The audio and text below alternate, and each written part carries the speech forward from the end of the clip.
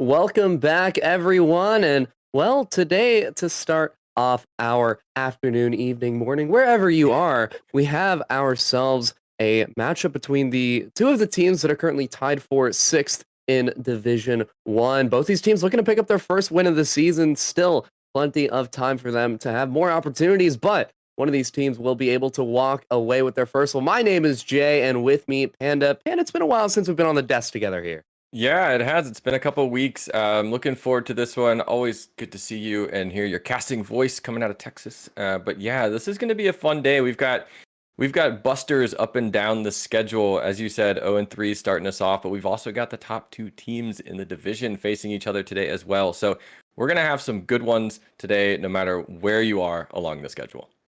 We'll have some good ones today. I believe our schedule, we're starting off with teams looking to pick up their first win and then immediately going into that matchup between the two current undefeated teams, top of the group. So one team will be able to remain undefeated. The other will have to walk away with their first loss. But hey, that's okay.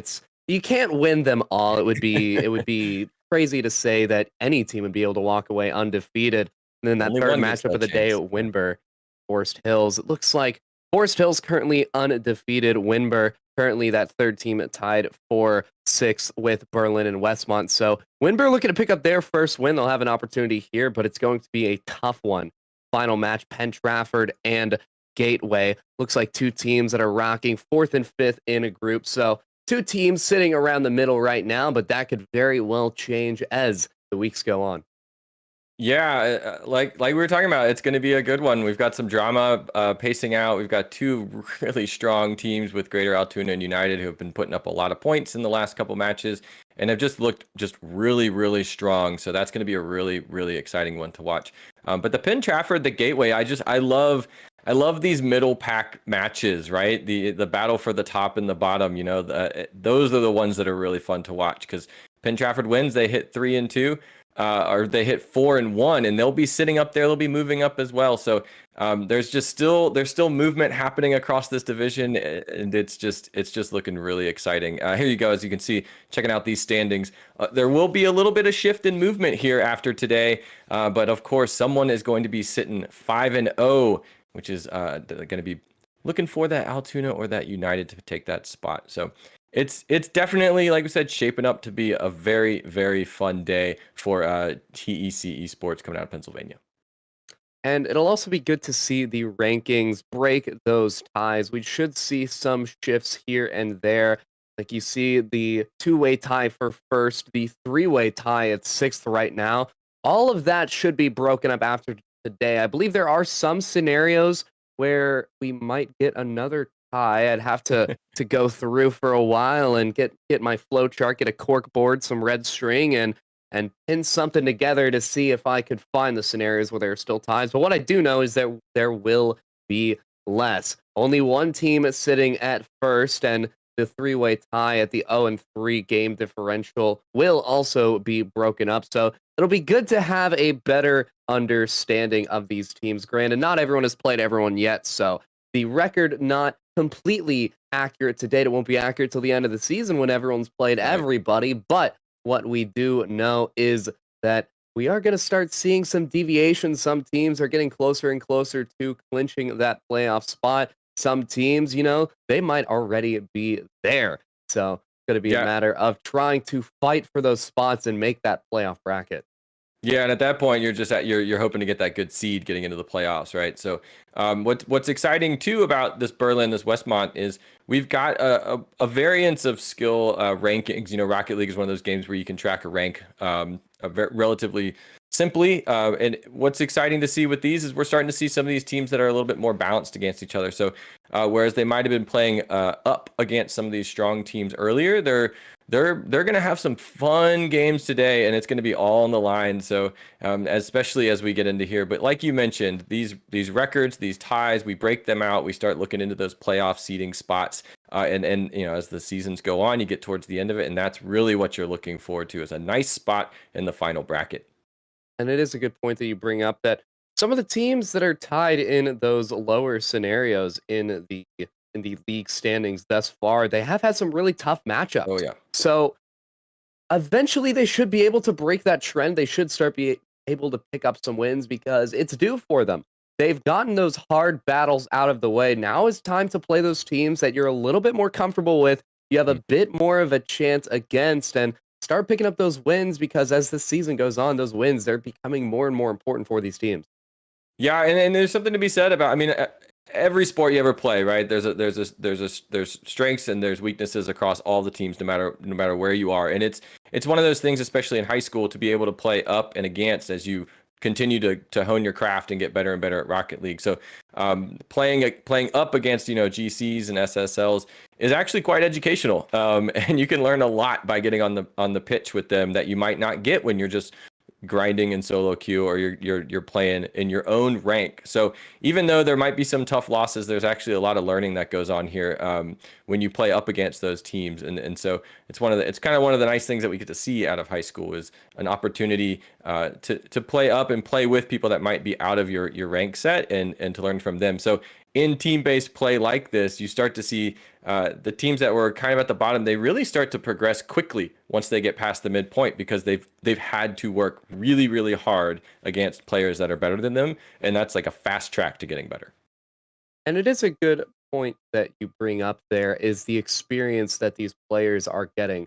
I know back in my own high school days, we didn't really have many high school leagues we could compete in. Now I could just list off many of them and in an unbiased manner, TEC being one of my favorites that I've been a part of. It genuinely has been a great experience thus far. And well, we're not even close to being done, but back in my high school days, I would run a couple of tournaments on Challenge, which doesn't even get used for Rocket League anymore. And, a team of diamonds, they could win a tournament because the competition just was not quite there. Nowadays, you have dozens of tournaments per week, different leagues you can do for different categories of players. There are a lot of ways to get experience. And I think in the case here with TEC, being able to play against other high school students, it gives a better sense of competition. You can almost visualize your opponents. These players, they're playing at their schools.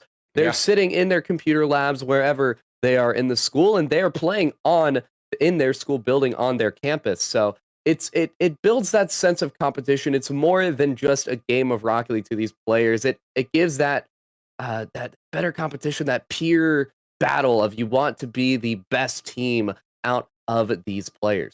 Well, the most important word there is team, right? They actually get to be a team. You know, if we rank, if we play together online, or if I play by myself, like I might get paired with some people and never see them again. Maybe we queue up for a couple games, and that's fine. But what's happening here, which is really special, is they're coming to school, like you said. They're gonna sit there at their computers. They're gonna dab. They're gonna tap each other's hands, and they're gonna say, "Let's go!" And they're gonna get into these games as a team. And so, you know, win or lose, that's a that's a win in the book of all of these students, especially. And I know their parents are excited about that too, because they get to come and watch them play, which is extremely exciting that they get to actually be a part of that as well. So, but yeah, it's an interesting phenomenon, and it's awesome to be a part of it. And TEC putting this on as well to give these kids that opportunity to be on that team, to get that camaraderie that you just don't get when you're just playing out there, soloing, or you know, just one or two duos randomly. So it's a great experience, and it's always fun to come out here and watch them get on the pitch and show what they've got. And a little bit of lore developing behind the scenes. Apparently, one of the players is actually playing from home today. However, the caveat there is that they are currently having some connectivity issues. We're just waiting on one player to get ready. So, what we're actually going to do is we're going to go to a brief break and get all of these issues sorted out, get the player connected to the best of our ability. And we will be right back once we get that player in the lobby and ready to go. Sorry for the short delay, but we have to make sure these players are playing. Oh, Wait, well, hold on. hold Right as on I just a say minute. that, it appears that, some more lore has even developed. We do have all the players in the lobby. Good that I have a history of overextending my outros, because it came in handy one time there. And the players are joining up. The players are getting ready to go, and it looks like series number one is going to be underway very shortly. Yeah, I'm excited that they're here. You know, a tech difficulty in esports is kind of, you never want to have it, but I'm glad you ran that one out as best you could, because when they finally get in, this will be fun to watch. So, but yeah, it's good to see them all coming in and getting out on the pitch to make this one happen for our game one. As we said, Berlin versus Westmont. The battle for that first win is coming to you from the TEC broadcast, and it's going to be a fun one. Going to be a fun one indeed. It appears that the players, they're starting to join up here. This first series looking to get underway. Just need to get all six players on the pitch. There's our fancy transition sliding over from our faces, which we know you love to see, but it's game time here. Series number one of the day here to get underway between Berlin and Westmont.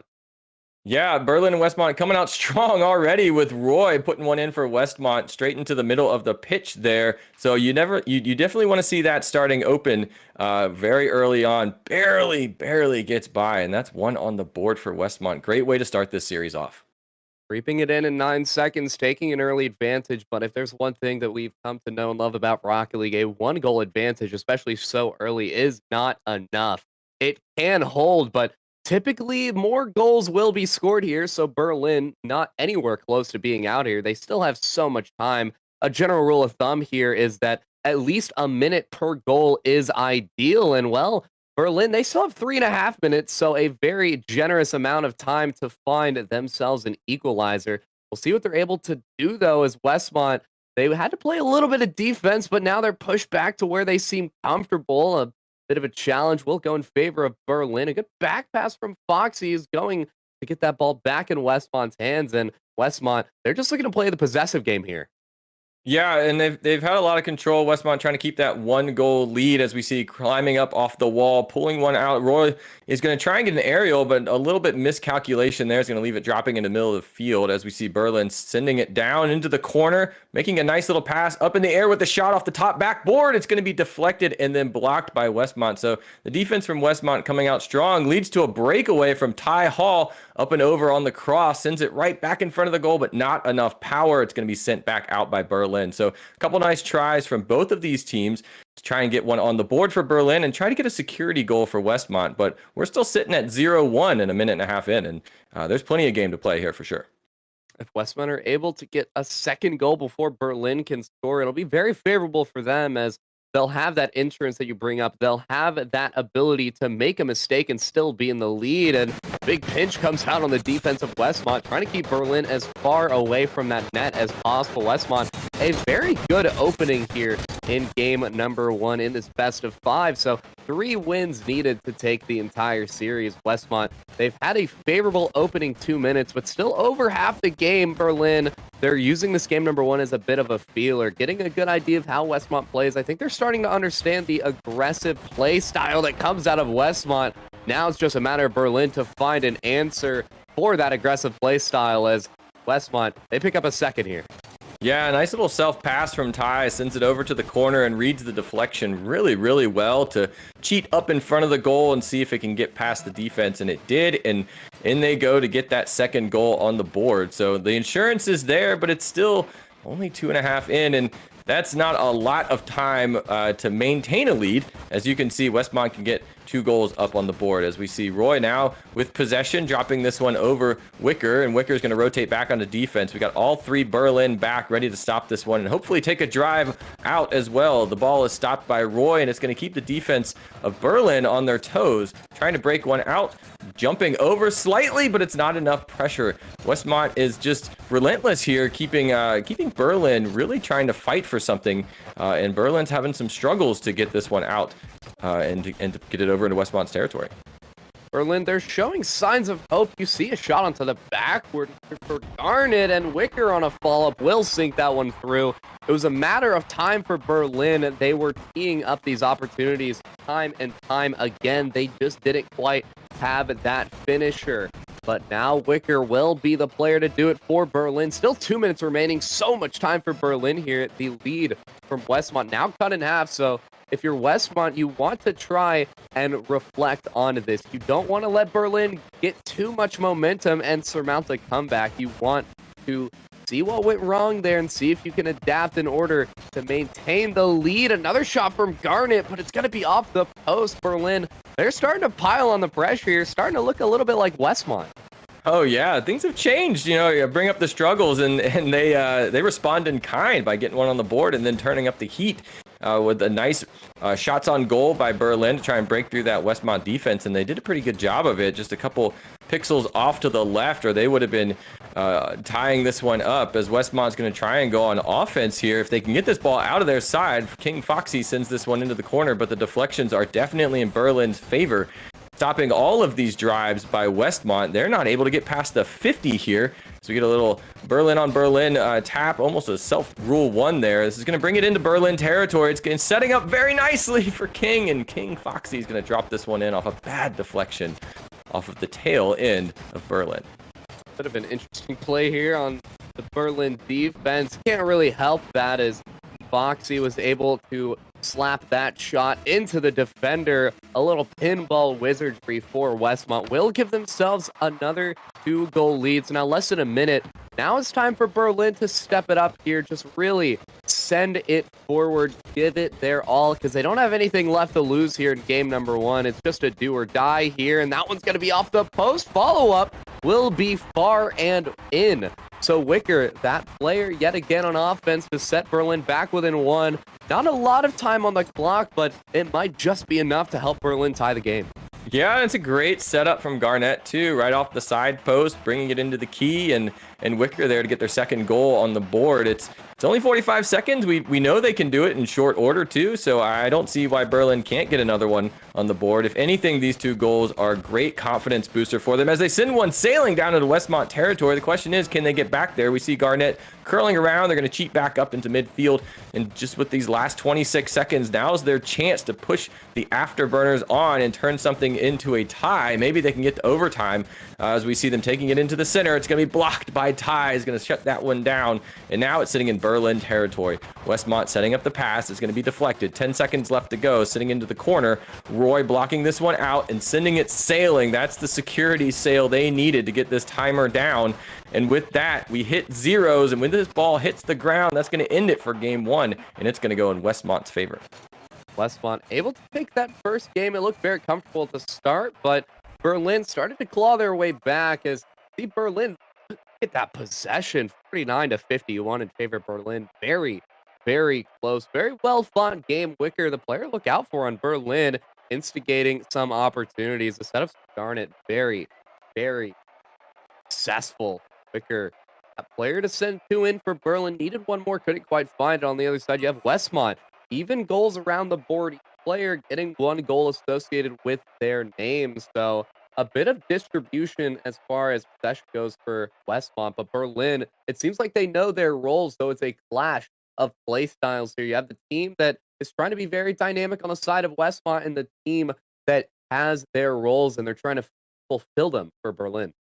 Yeah, I'm expecting to see some more of that playmaking coming out. We saw Wicker take 2 of those goals. The setup is incredibly good from the rest of Berlin. So, while you talk about how Westmont can rotate around, everybody gets their time and gets a goal. I think Berlin is trying to kind of funnel and make some plays, which is exciting to watch. And we saw it kind of develop towards the middle of that game as Berlin started to maybe knock the dust off a little bit and get more comfortable. I think that both these teams are very evenly matched and it should be a good series no matter what. I think Berlin taking the momentum from game 1 into game 2, I see no reason why they can't get a few more on the board and get a win in this series and keep us moving along this best of 5. Coming out incredibly strong here as we start game 2, sending this one up and down into the air. It's sitting in Berlin territory, but Garnett's going to take this one and pass it all the way back down. Ty Hall, though, is going to drop this for a stall. Berlin, though, trying to keep that momentum going, taking this ball, a little bit of team-on-team action, unfortunately, is going to stall things out. So 30 seconds into the second game, I really do think Berlin can take some of that initiative here and get some on the board. I think they're going to take this one. You can see how bad Berlin want this game. You see how far they're sending these players in the midfield, how aggressive they are. Garnett needing to get something in their name. Tired of just having the assist, wanting their own goal. The first touch pop up into the aerial follow-up. Beautiful goal for Garnett. Now Berlin. This will be their first lead in this series thus far. They get it in that opening 45. They set themselves up nicely. We'll see how Berlin plays with the lead. We've only seen Berlin playing from behind, which is already a great version of Berlin. Now they have a lead, so all eyes become on Westmont. They were able to take game number 1, but they had an early run with it. Now, Westmont, for the first time, they have to claw their way back from a deficit here. Yeah, it was a beautiful pass to themselves, too. I loved watching Garnett go up and with the confidence to follow up on that and sink that shot in to get that first one on the board. It's a beautiful setup for themselves. As you mentioned, they've been giving the assists, and it's time to shine. We'll see what they do at the rest of this series. Washed Aaron sending one into the corner. It's a nice little cross. It's a slow bump and a slow bounce. It's going to be knocked out of there by Westmont's defense. It's going to send Westmont now on the offense, bringing them into the corner, picking up that 100 boost pad. It's going to give them all the power and boost they need to make this offense happen. Turning it back around, they're going to keep the drive alive. A nice little demo in front of the goal there might open things up for Westmont to get an equalizer, but instead the pinch is going to deflect all the way back into Westmont's territory. High Hall now sends one sailing off the sidebar. Garnett sends it perfectly for Ty. Ty gets a little bit off pixel there and sends it into the corner. So almost an open goal for the equalizer, but Westmont not quite able to capitalize as the ball rolls. Slow roller is going to give Washed Aaron a goal, and Berlin is up by 2 now. That must feel good for this team. 2 minutes in, 2 goals for Berlin. A great bounce back there. Not letting any negative emotions come from game number 1. Just keeping their heads down and holding strong for game number 2. Holding strong, not even. They're looking great right now. They are looking like the team to look out for in this series. It seems like Westmont, they're playing a little bit panicky. They're playing a little antsy. They're a little anxious. They seem like they're trying to force these opportunities, but they're not really trying to create them with any sort of elegance. They're just trying to force plays past Berlin. It's shown now that it's not going to work. Berlin, they're almost looking comfortable here, so Westmont, they just need to take a deep breath, dial it back a little bit, and get back into that fluidity that they had in the start of game number 1. They looked like a difficult team to play against in game number 1 at the very beginning. Now Berlin are looking like that team, so Westmont is going to try and be a return to that past play style for them. Yeah, opening up the field a little bit. I think you're right here. A little bit of a change, a little bit of a panic. Take a deep breath and spread out along the field. We know that they can set up some passes. Obviously, they can all get a touch on the ball and make some things happen as we get a off the side post for Garnet to open goal just a little bit too fast, not able to make things happen. But there's still a lot of traffic going for another shot. It's going to be beautifully blocked by Royal. So now we see Westmont opening things up, not afraid to go hard in the corners and send this one sailing. This is the Westmont we saw early on in the first game, and I think they're coming back alive as we get a juke pass to Berlin defenders with a slow roll. It's going to be blocked, but the speed coming out of Westmont now is opening things up, and they've got a minute and a half to get 2 goals on the board to get something going to equalize this thing up and turn things back on.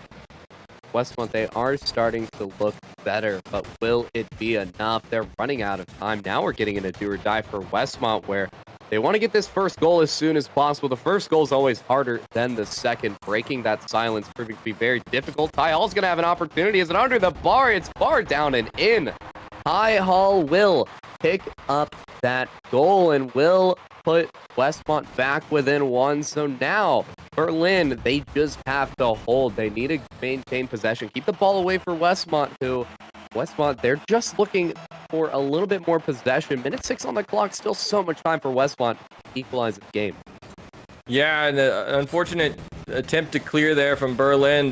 Both cars looked like they'd run out of boost or momentum, and unfortunately the ball fell right in the perfect spot for Westmont to pick up their first goal of this match, and that's the momentum they're going to want and they're going to need as we see one cleared off the side wall. It's a 1v1 as Royal is going to clear this one into the middle and carry this one up to the side wall. It's going to be looking good for them to get a try here. If they can get a pass out of the corner, it's going to roll around slowly. We've seen some goals come off of this before in this middle of the key, and it's blocked by Berlin's defense. Beautiful shot opportunity there for Westmont. It gets sailed and cleared, and now Berlin is on the attack. We've got 2 on the left and 1 in the middle. Pass comes out into the key. It's bouncing around. It's a slow clear here as Berlin's got 20 seconds left to just park the bus and keep this Westmont offense on their toes and in the corners with 10 seconds left to go. Garnett up in the air, can't get the clear. The ball drops down. Ty and the other 2 Westmont are trying to get something on this ball as we see the timer tick down. 2, then 1, 0, 0, 0. Berlin is going to end up taking game 2, which means we're guaranteed a game 4. And like I said, these 2 teams looking very close. This is a good one.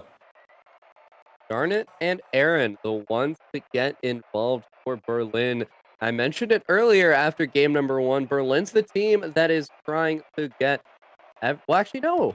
Wait, no, that is correct. Sorry, I'm getting my teams mixed up here. I'm second guessing myself. I had the stats right the first time as Berlin, the ones to try and distribute. We saw Wicker being that player to always score, and Garnet was always the one to pass. And so we see a bit of change for them. They looked at game number 1, decided that it's time to get more people involved. They do so, taking a page out of Westmont's book. That is the statistic I was looking for. Westmont, they continue that same play style, but Berlin's change proved to be enough to play against them. So now we'll see if Westmont decides to make any changes here. They couldn't quite find game number 2, but it's very close. Now we enter an interesting scenario where the team that wins this next game will be on match point. If you get a win here, you'll be 1 win away from taking the series, taking your first series win of the season. So it's very important for both these teams. They are showing how badly they want it. And this game here is going to be so important as it looks like the kickoff is about to be underway here. It goes in favor of Westmont, but only for so long. Yeah, and Wicker not getting many touches, much action in that last game just shows that Berlin's got some things up their sleeve, and that's what led to that victory. They can mix it up on the field. As we see a drive going in for Westmont, it's going to be blocked, though, by Berlin's defense, as they're going to hand this one over onto offense now, sending one up off the side wall. It's going to be put right back off to the side as well. Beautiful setup by Berlin. It's going to be turned around. Royal now challenging. Gets a little bit of a fake in there and faked me out. I thought they were going to be able to get that one in, but instead Berlin defense holds strong, blocks with a nice little shot coming in. It's a little bit off to the side, and Garnett's going to get one. Number 1, 3 games in a row, early goals across the board. So a lot of action early on, and that's what you like to see. Garnett getting one off the side. Beautiful goal. We've seen the team that's able to score first does take the game. But we've also seen a lot of story rewrites into this series, and we've only seen 2 games here, so definitely not indicative of the winner just quite yet. Westmont, it's time for them to step it up a bit. They're down here in game number 3. They weren't able to come back in game number 2. That change is something that they need to look for. They want to find some different approach on their offense. It seems like their midfield holds fine. Their offense breaks down a little bit, so does their defense. So it seems as if whenever the ball is in any of the extremities on the field, the communication is what it looks like. You'll see multiple players going for the ball, multiple players very close. We see all 3 players from Westmont right behind that ball trying to get it in. It's that eagerness from Westmont that can prove to be beneficial, but is not quite helping them in this series so far. Yeah, it worked off really, really well at the beginning of the first game. The aggression and the onslaught just led to those goals, but it looks like Berlin has kind of read that package, and they're kind of seeing what's coming out of Westmont. Westmont bunching up, like you mentioned, and that makes it hard to get across the field to set up for these passes and these plays. As they are on defense right now, we see the blue cars separate across the field, trying to get something in, another goal against this Westmont defense. Sending one off to the side, we see Garnett. We've seen a lot of action out of them. Their first goal for the day, or for this game, was by Garnett. Trying to make something happen, make some plays. Ty Hall now stopping this ball, is going to drive it up along the wall, trying to get a pass to the center. We've seen that work for both of these teams, but it's going to be stopped by Berlin. Sending it now deep into Westmont's territory. All the cars are now bunching up into the corner, and the traffic jam can usually lead to a long goal or an open opportunity as Royal comes down, but is stopped by Garnett. 2 cars for blue bumping into each other is going to set up Washed Aaron for a slow bounce into the side, and they're going to pick up their own deflection and get number 2 for Berlin on the board. 2-goal lead here. Very favorable for Berlin, but not set in stone. As now Westmont, now it's their step-up time. Now is the most important time for them in this latter half of game number 3. It's time for them to show their true colors, show what they can do, shut down the Berlin show, and bring it in their favor. Almost a good breakaway there from Royal, getting it past 2, but the third player from Berlin there, shot off the back wall from Berlin. The aggression, the comfortability that Berlin has established after game number 1. The bounce back from Berlin has been phenomenal. It's hard for Westmont to find any sort of response because they didn't quite expect Berlin to step up as big as they have. So Westmont, it's just recovering from that shock, that change from Berlin, finding something, taking this game back in your control. Could start there in the midfield, but Berlin, they always have someone in the midfield to challenge against Westmont. Yeah, keeping that spacing is what's giving Berlin the advantage here.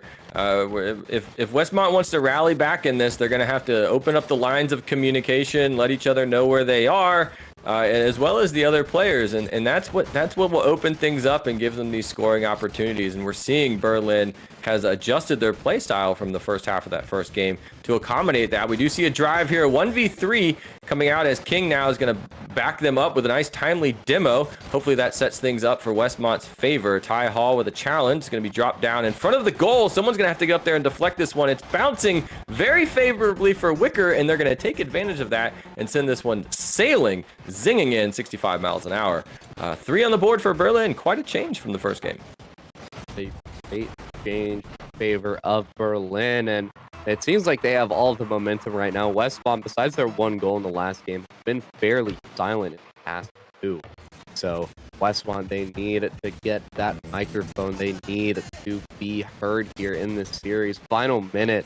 At this point, it's doing damage control. You can't exactly try to win this game, but what you can do is try and find something favorable, something to walk away game number 3 with. Don't go completely silent. Show some signs of hope going into game number 4. Don't let Berlin have all of the momentum if you're Westmont. You want to have something, and that might just be it. Royal's going to floor pinch that one in. Westmont, they'll pick up their first goal here in game 3. Yeah, and that's the kind of thing you need. You know, there's only 30 seconds left. They know they can get a win off this Berlin team, and sometimes you just need to prove to your team that you can get a goal as well. So maybe they can do it 2 goals in 30 seconds. We've seen some fast goals in the past, so there's no reason why not. A stalled kickoff can sometimes set that up. We've got an unfortunate bump right there that could open things for Westmont. Ty now coming around with the curl across the center. It's going to open things up, but unfortunately Royal gets one off the sidebar. Tie now, round 2. 20 seconds left. Challenging, pulls it around to the corner. The shot has worked before, sending it into the center. It's a nice little setup and a pass. Wicker there is going to pull this one off to the side. The clear is not very fast, but the roll might be going fast enough, and that's going to be Garnett to get 4 on the board off of that fast-paced Westmont offense. They had to risk it, and unfortunately it didn't pay off, and it went Garnett's way as Berlin gets another one on the board. Berlin pick up their 4th, the highest scoring individual team in this series by far. The highest score that we've seen one team get in a single game. 4 goals to Berlin's name, a massive step up, continuing their onslaught. Westmont, now it's time for them, as Berlin will be on series point. Berlin only needs to win one more game of Rocket League, one 5-minute game to walk away with the win. Westmont now have to do 2 consecutively. It's not quite 3. They don't have to get a reverse sweep, although with the momentum shift, it surely does feel like they need to get a reverse sweep here. Yeah, a lot of momentum going for Berlin, and you look at the stat line here. Garnett coming out 2 goals. We got goals across the board for Garnett or for Berlin, which feels pretty good. I mean, that's great confidence going into that match point scenario. And yeah, we're gonna need to see some things coming out of Westmont. We know they can do it. They can get the points on the board. That nice little confidence boost coming at the end of that match is what can help lead you into the momentum for the next one. Just taking a look at the scoreline, though, we got demos across the board for Berlin. I'd love to know what the bumps were. I know we saw some action on the field there, but there's a couple things that Westmont can do that can help change things as they go into this game, and maybe some of that aggression that we saw, tailor that towards opening up the field, tailor that towards getting Berlin out of the way. And most importantly, trying to move some set pieces of your cars to open up for those passes. We've seen a lot of really great deflections and open opportunities for Westmont, and I know that they can do it. And I got no doubt that they can, and they've got the talent too. So this is, it's best of 5. It's not over yet. There's no reason to think that Westmont doesn't have a chance here, and I'm excited to see it happen. Westmont, this will be their final opportunity to prove themselves. So it is time for them to step up. I have to agree with you. They absolutely can do it. They have the skill set to do so. It's just going to be a matter of locking in and executing. Now is your time to step up. Now is your do or die. This is the game that you need to be giving your all. It's time to hone in on that final strategy and walk forward with it. Now you're out of time to try different things. We're entering the waning moments of this series. So when it comes to Westmont, it's a matter of locking in that final change and figuring out what they want to do. For Berlin, really just continuing what you have been doing. Game number 1, they weren't able to find success. They made that change from the idealized roles to distributed roles, and they walk away with game number 2 fairly confidently, game number 3 extremely confidently. And now game number 4, all Berlin needs to do is do it one more time. And it looks like the teams were actually unaware that we were playing in a best of 5, not a best of 3. So we had a couple leaves, but it looks like they are coming back. No harm, no foul. Just did not quite know the length of the series. That's okay. I think I've done that before too. Even as a caster, I'll just be like, all right, it's time to go. And it's like, on to the next one. Oh, wait. It's a best of 7, not a best of 5. Oh, goodness. We have more games. And then the other team just the team going down ends up winning more, so it's just an extra long series, but it's always fun to see on the desk the storyline that comes out of some of these series. So we'll get the players back in, as it seems like they are already coming back. So good thing that they checked their messages, didn't log out just quite yet, because that would have been a tragedy. Yeah, it's not over yet for either one of these teams. As you mentioned, Berlin is sitting on the precipice of getting that first win in their division, and Westmont also as well. And I would like to point out that we've seen some pretty nice skills demonstrated by both of these teams, whether they're the aerials. We've seen some double touches, some nice, beautiful passing. No reason why we won't continue to see that happening. But for Berlin, the goal is to shut this one down with this match. As we see a shot on goal, it's going to be very early on. Washed Aaron trying to break the record. 12 seconds is going to get this one on the board. Very quick from Berlin, teeing themselves up here to take it in 4. And now Westmont. It's almost time at this point to start giving it your all. There's still a lot of game to go, so maybe not 100%, but you have to start getting a little bit riskier here, because not only do you need that game advantage as far as picking up a lead, but you also need momentum is the big part for Westmont. They haven't had a lead since game number 1, so for Westmont, it's time to start getting a little bit riskier and get that ball down the pitch, creating those opportunities for scoring. Yeah, and a nice little cross clear as we got 2 in defense for Westmont. So defense still holding strong. Nice play there to get this one out of the way as we see King up in the air off the sidewall. Pass to the corner goes wide. The clear goes all the way to the other side of the field. Chasing that one out is going to be all members of all teams as we get the shot on goal, but it's going to be beautifully blocked by Westmont. So not content with just 1 goal, but Westmont still shutting them down, even though they got that early one. Berlin's going to have to try to make this one happen. Bouncing off the top of the car, Garnett passes to the side of the field. Royal steals that, sends it across the corner. This is a good setup. It's soft, it's low, and the shot is going to be a little bit off the side. So Westmont is turning it up, and they're putting the boost pedal down, and they are not giving up at all. Not giving up at all. It's good to see Westmont. They're fighting here. They want to find that goal. They're showing how bad they want it. They don't want to let Berlin walk away. They want to equalize as soon as possible. Don't have to fight back from a 2-goal deficit. Just cut down the 1-goal deficit that you're already in. Berlin, they're getting close to extending it. However, it's going to take some controlled defense from Westmont. They do so successfully. Get that ball past the midfield line, but only for so long. It's back into that Westmont box, and Westmont, they're starting, it seems like they're getting their defense figured out. Their defensive rotation is a bit more spacious. Now it's a matter of getting the offense figured out, as Westmont, an opportunity will come and go. They're getting very close, however, to equalizing this game. Berlin, they need to look out here. Yeah, Westmont keeps turning the dial up incrementally, notches after notches, as the seconds go down, and they're getting stronger and stronger and faster. A beautiful try coming in here. It's going to roll right in. Oh, but it's going to be blocked by Wicker, putting up points and saves now for Berlin, as a beautiful try from Westmont is shut down. But they're not going to stop just now. Royal, coming out of the goal and out of the corner, is going to send this one into the center. A little bit of a pass to themselves, but it's going to be intercepted by Berlin. So just as much as Westmont is notching up with the speed and the intensity, Berlin is not letting go. And that's the energy they need. That's the stamina they need to shut this one down. But unlike some of these other games, Westmont, they are still in this one early, and they are not giving up. Westmont's still in this. They just need to find a goal here. They just need something to cut back the deficit and tie up the game, get that equalizer. Berlin, they're just looking to continue what they're doing. They'd prefer to find another goal to give themselves some insurance. Will that be it? No, a great save comes out from Royal. That one into the corner. Now transition onto offense for Westmont. What will they be able to do? It's the defensive spacing from Berlin that is the kryptonite right now for Westmont. There's always someone from Berlin there, ready to go for a challenge. Westmont, they need to start getting the ball around these players a little bit earlier. They have an opportunity here, but no striker readily available for Westmont. They have so many opportunities. It's just a matter of finding the back of the net on one of them.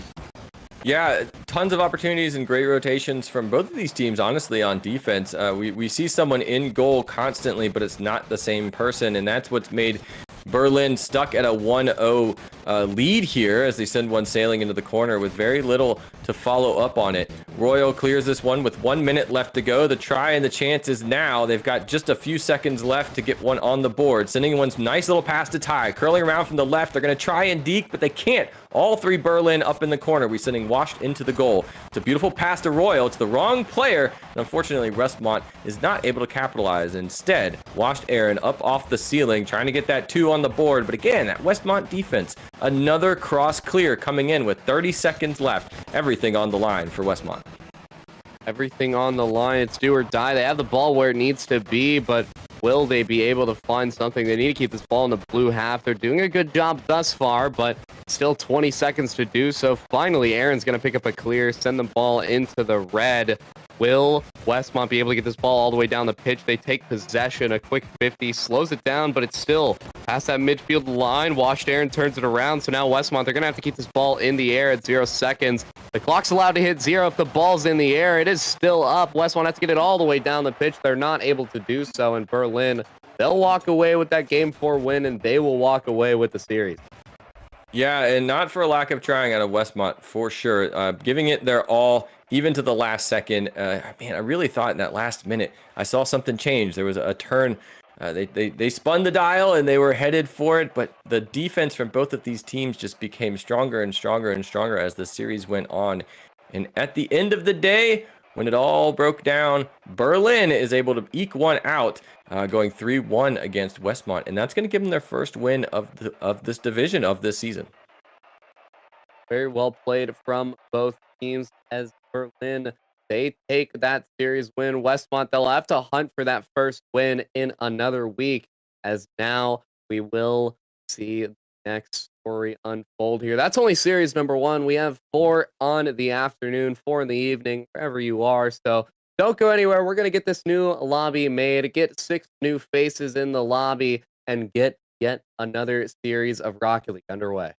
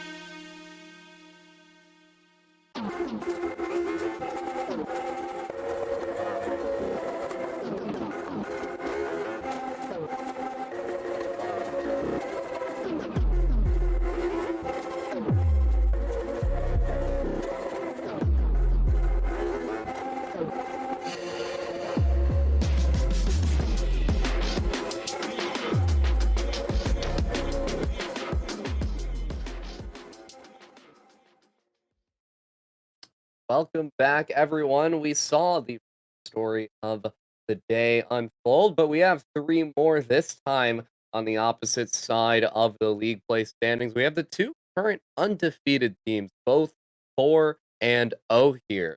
And only one of them can remain undefeated. The other will have to take their first loss. So this series will be extremely competitive. Yeah, this one's going to be interesting. We just saw the battle for the first win, and now we are seeing the battle for the first loss. So, two powerhouses in this division coming together finally to face each other on the pitch. And between Greater Altoona and United, I'm not actually sure which way this is going to go because both of these teams have been doing a really good job over the last couple of weeks, putting some points on the board and taking home some victories. So, it's going to be pretty exciting as we see checking out the standings. 4-0, 4-0. It's a pretty good spot to be, but as you did mention, only one team can even get the chance of going undefeated throughout the entire division. And the story is going to unfold right now on which team that's going to be. See which team's able to do it. This one will be a these players, they're proving to be best in their the best in their competition. And so they finally get to face off for the first time this season. Two titans of league play are playing against each other right here and right now, as it looks like our game number one here is getting underway. And United, they are in the black versus Greater Altoona in the blue. This series that we have been waiting for so long is now beginning. Yeah, we got a good one here for sure. Blue versus black. As up in the air goes FaZe Gamer, sending this one down into the corner. Following up a little bit themselves. They're going to be challenged as that ball comes back down. Mr. Mez is going to turn around, and this one sails all the way back into the blue territory. Lots of action, a little bit different from the last one. We don't have any points on the board just yet. Question is, when will that first point drop, as these teams are incredibly fast? We should be seeing some pretty sweet rotations, and right there we see one from Mr. Chimp. Stalling and rotating, curling right back to stop this one from being cleared and get one on the board. Mr. Jim taking that first one. A lot of very early goals on the day. I believe every single game that thus far we've seen a goal in the first minute. So these teams, they're starting heavy. They're starting strong. United, they have plenty of time here, as you know, that's just one quick goal for Greater Altoona, so still plenty of time for United to find their first, but they're going to have to fight for it here, as it seems like Greater Altoona, they're doing a fantastic job pushing that ball down the pitch. Yeah, they are. Steel OP bringing this one down, trying to get a reset and trying to get their own tap over there, but defense is quite strong as they're going to bring this one out, pull it around into the corner, and Mr. Chimp now stalls there. Steel OP picking up the deflection, passing it over to FaZe Gamer. FaZe Gamer is going to clear this one into the side, but it's back to Mr. Chimp, who got that goal early and is not afraid of being aggressive. Nice tail stop from FaZe. A lot of action from FaZe on offense and defense so far here for United. So we should be seeing a lot of coming out of them, as well as these other players. Steel OP taking the shot on goal. Mr. Med now trying to get the deflection off to the side, a little bit too far left. It's going to open it up for Ludo to make the drive. But Mr. Chimp, a name I've said 6 times or so in the last 20 seconds, seems to be everywhere on this pitch. If there's one player to watch, I didn't know who it was before, but I'm going to say it's Mr. Chimp now.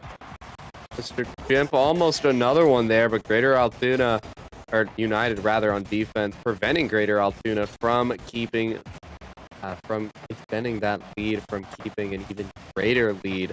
To see Greater Altoona having to play on defense here is United.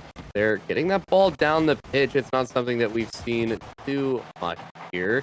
We'll see what is able to unfold. Steal, potential shot, but does get pushed into the corner now.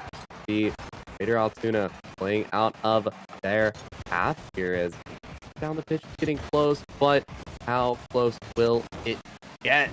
Another stop comes out. The stops are proving to be great. Both teams able to shut down each other's opportunities very early. Besides the one that Greater Altoona found, it seems as if the defense is proving to be very strong on both sides.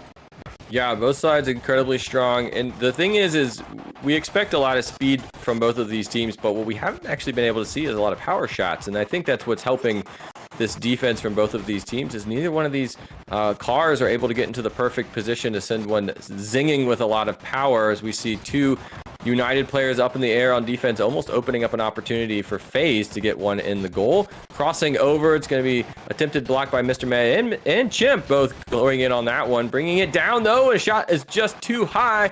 The rebound is going to be off as well. Steel OP clearing this one out to Mr. Chimp. Sends one beautifully all the way to the side. It's going to be blocked by an amazing save out of United. That was just a beautiful play there to keep this one up in Greater Altoona's favor. The United, they're running out of time as we are approaching the final minute. That very early goal from Altoona seems to be holding well, but will it hold well enough? As I know I mentioned it earlier on stream, typically you don't see these 1-0 games. Typically there are multiple goals scored, so we're set up to break that trend, as United looking to break it in their favor, as that follow-up from FaZe Gamer will be good. It finds its way through, and we have ourselves a tie ball game. Yeah, beautiful setup right here. Just the perfect spot, the right time, and the beautiful follow-up. There was just nobody in goal to stop that. So being able to turn around very quickly, get that shot off, even though it was a little bit wide, it's all that was needed because there was a car in the middle of the key ready to pick up that rebound, and that's what gets you the equalizer. So low-scoring game, which is fine with me because that means it's just action all the time. Mr. Chimp up in the air, trying to block this one, doesn't get a good clear. Instead, we get a little bit of a demo going on there. Worst player, favorite name of all of the division players here, as we've seen some great action out of them across the entire season. Ball bouncing slowly. It's going to be blocked. We see a nice little tactical bump there. Trying to get one up on the board. 30 seconds left. We might be seeing our first overtime of the day. I don't see why not. Shot's a little bit too wide. Anything could happen here in the last couple seconds. Might as well meet our overtime quota on the day early here. Just kidding, there's no quota, but there is a script to be followed, although can't quite leak this script just yet, but looks like we're not going to be meeting that overtime quota here, Altoona. They'll take a goal here with 8 seconds remaining. Now United, they have to look for a last second goal. They have to look for one final opportunity, and they need something favorable off the kickoff. Will they be able to do so? Let's see what unfolds. The kickoff goes back into that gray half as we follow up.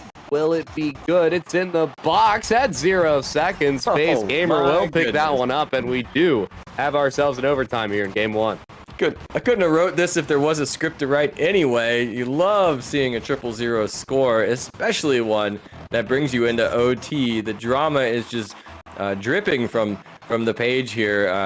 This is going to be fun. We get the ball coming down. Mr. Chimp is going to send this one into the corner. Curling around. It's going to be sent straight into the middle. It's a good spot to be if you're either one of these teams. Ball going into the gray half. We've seen a lot of action down there. Worst player curling this around. Looking for the pass, but instead defense is too strong. Ludo now sending this into the side, trying to get their own pickup. Mr. Chimp blocks it, but the shot comes in from FaZe Gamer. It's a little too soft there to do any damage. Off the tires there. Sitting in front of that blue goal, and Steel is going to bring this one down. Altoona is going to get that third shot. That third goal is going to take a win in game 1. Only took 30 seconds, but Altoona, they've ended where they left off. They find themselves that go-ahead goal, and they find themselves the first game. Now United, still plenty of time in the series in this best of 5. That's only game number 1. Plenty of time for United to adjust. We saw United many signs of hope, many glimpses of promise. They just need to connect on a few more, maybe work on shutting down Altoona and their midfield opportunities. Mr. Chimp everywhere on the pitch, just getting in the face of United, keeping that ball in difficult situations for them. A great showing from Altoona in game number 1. They have to do it 2 more times, though, so we'll see if they're able to hold that endurance. Yeah, I mean, both teams putting it on. We got an under-minute goal, as we've seen, I think, in every game so far, which has been exciting to see, and it lasted quite a while. But at the end, with that 0-0s, Altoona gets one in overtime. So all of these players getting a lot of touches too. So if you took a look at that stat line before, a lot of action across the board. So definitely some good team play, but at the end of the day, Altoona gets 54% of that ball possession, and that's how you win games. Got to keep the ball on your side with your players, and I think that's what we're going to have to see from the rest of these. So a lot of speed from both of these teams. I don't see why either one of them is going to be letting up. The question is, though, is how are they going to do it? Are we going to see more passes? Are we going to see, what are we going to see? Camera went out of focus there, but my focus on Broken on this series. See what they're able to do. Silly autofocus, not quite wanting to work with me. That is okay, but what will we see here in this game? The ball already all the way down the pitch, and Altoona, they're going to pick one up very early here. One of the quickest goals that we've seen today. Yeah, that was incredibly fast. Altoona just getting into that traffic and making the most of it. I mean, sometimes these rebounds are just so hard to clear, and you rotate back out and you get to be in the right spot. And Altoona taking a goal in just around 15 seconds. So quick action from these teams. The question is now, who's going to score next? And it's going to be Mr. Chimp. So back-to-back, that's the fastest back-to-back we've had tonight. And that must be really good in the second game. Very good from we have Altoona take a 2-goal lead in the opening, not even minute, 30 seconds. Very quick from them, but what will unfold as the game goes on? United, they need to start getting something in their favor, or else Altoona, they're going to run with it. They'll pick up a third here, setting themselves up in a fantastic situation. Yeah, and this is a good play here, sending it into the corner. It's a slow bounce and just slowly rolls over in front of the goal, and having that player able to come in on top with plenty of boost and to bring that one down through all of the defense. Hard to block against a goal that's just slowly sitting in front, or a ball that's slowly sitting in front of the goal, and we see it to great effect there as Altoona gets third on the board. Not even a minute in, so nice showing from Altoona, who is now in the black for this one. FaZe Gamer sending it all the way down to the side. It's going to be a pinch off the side that's going to keep that out of the goal there. Steel OP rolling it down. It's going to be blocked. They're going to keep going. Puts it up in the air as the drop comes down. It's going to be dropped in front of the goal. Up in the air, we see a nice little shot. Backboard play, bringing this one to a clear. So we see United trying to get some things happening here out of their own side. But good showing. Altoona is really putting on the works for this one. Altoona stepping up, showing that they have what it takes to be one of the best teams here. Will they be able to continue as Altoona, they get that 3-goal lead early on, but it's been a little bit quiet since. So United, they're the team to look out for. They still have time to come back from this deficit that Altoona has climbed themselves into, but it's going to take a major change here. It's going to take a major step up from anyone on United. They just need that one player to instigate that momentum and start getting some goals for that blue team. Yeah, we see a shot coming in that was looking pretty good, a nice little setup, but the goalkeeper just pops up and blocks it out of the way. Altoona doing a great job of making sure the scoreline says 0 if you're on the United team. Coming out here, FaZe Gamer curling around in front of the goal, backing up worst player as they're trying to get this one down back into the gray side of the pitch. It's a beautiful drive, curling back over. It's a little too high off the top bar. Is there anyone there for the rebound? They are curling around with 100 boost, looking to make things happen, but the defense is a little bit too strong since it's sailing all the way down. Mr. Chimp now trailing that one into the corner. Back and forth volleyball going on with some nice serves sent all the way to Steel OP, bringing it down in front of the key. It's a beautiful pass. It's a beautiful setup. It's just a little bit too far. It's not going to be able to connect. Mr. Chimp, though, we've seen a lot out of them, and the shot is nice, but it's going to be blocked off to the side. So both teams turning up the heat now as we eke towards that 2-minute mark.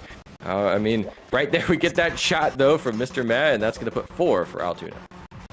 4-0 in favor of Altoona. You wouldn't believe that this matchup between the two undefeated teams. It looks like the Altoona show at this point. Nothing against United, but Altoona, they're just looking phenomenal right now. They are looking like a undefeated team. United, they're trying to play the catch-up game here, which they showed that they can do in that game number 1, sending it to overtime at 0 seconds. They just haven't quite shown it here in game number 2.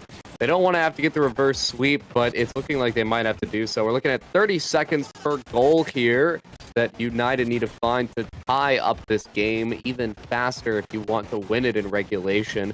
And that's not even including Altoona's barrage of shots. They're looking to extend to a 5-0 lead here for Altoona. The ball always in that blue half as United, they're working on figuring out their defense, which will help them in the long run, but we don't have much time left in this long run as we're approaching game number 3, and if Altoona keep this up in game 2, they'll already be on match point.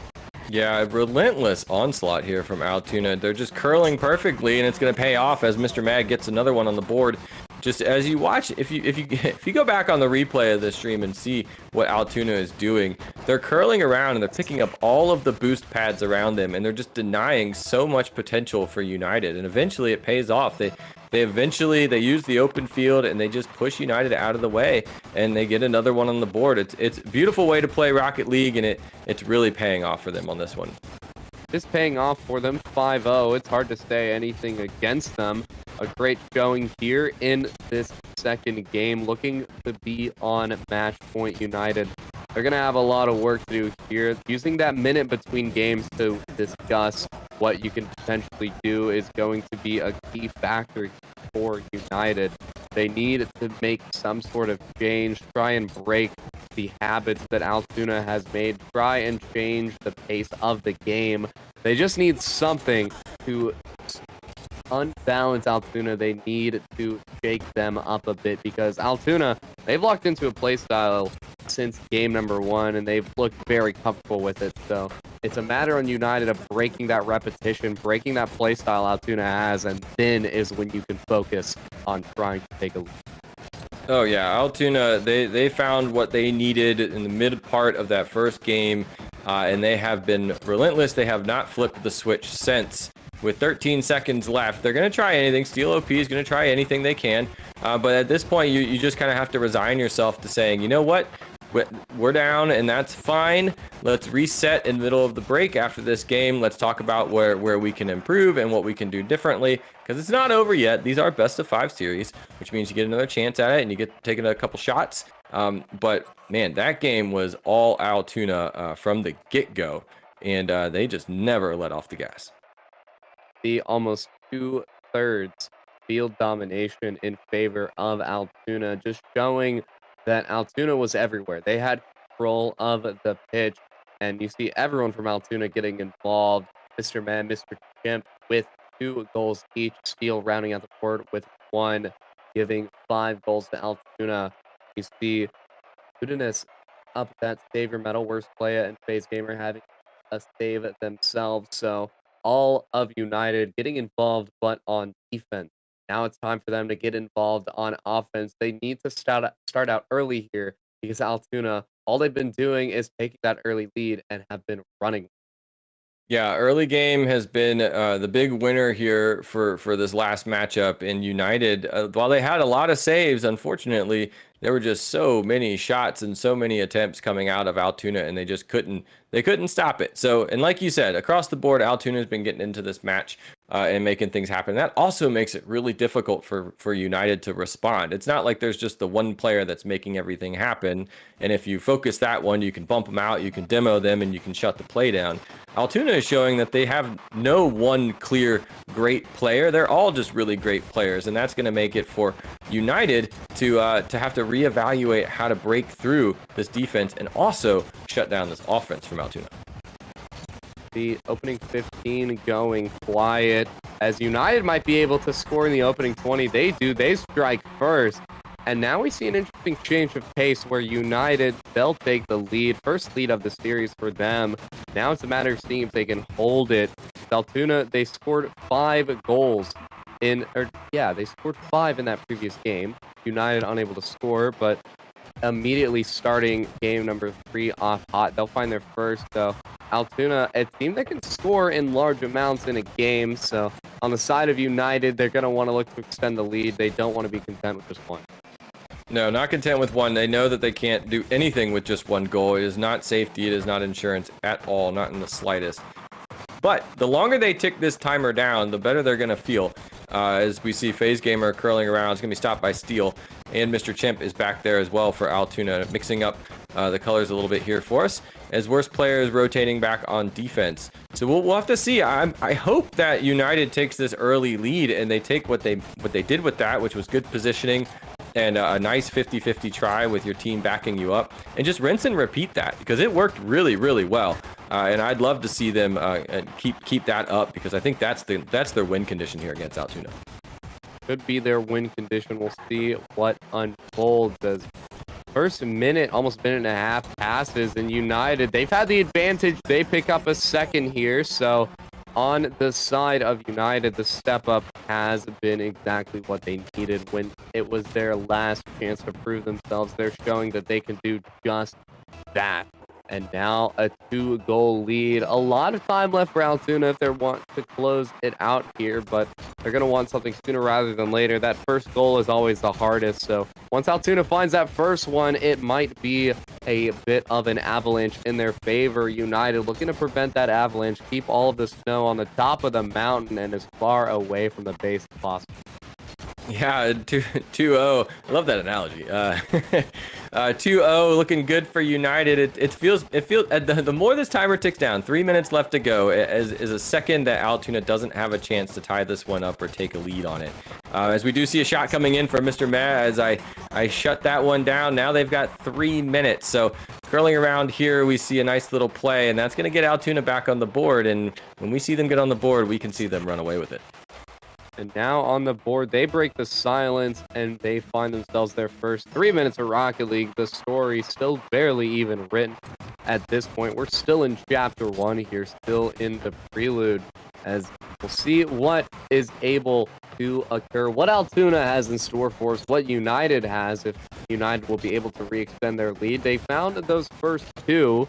Altoona responds with 1. We'll see what happens next as United, they're doing a good job, better than ever, getting this ball down the pitch, getting it onto that Altoona goal line, which is what's really helping them.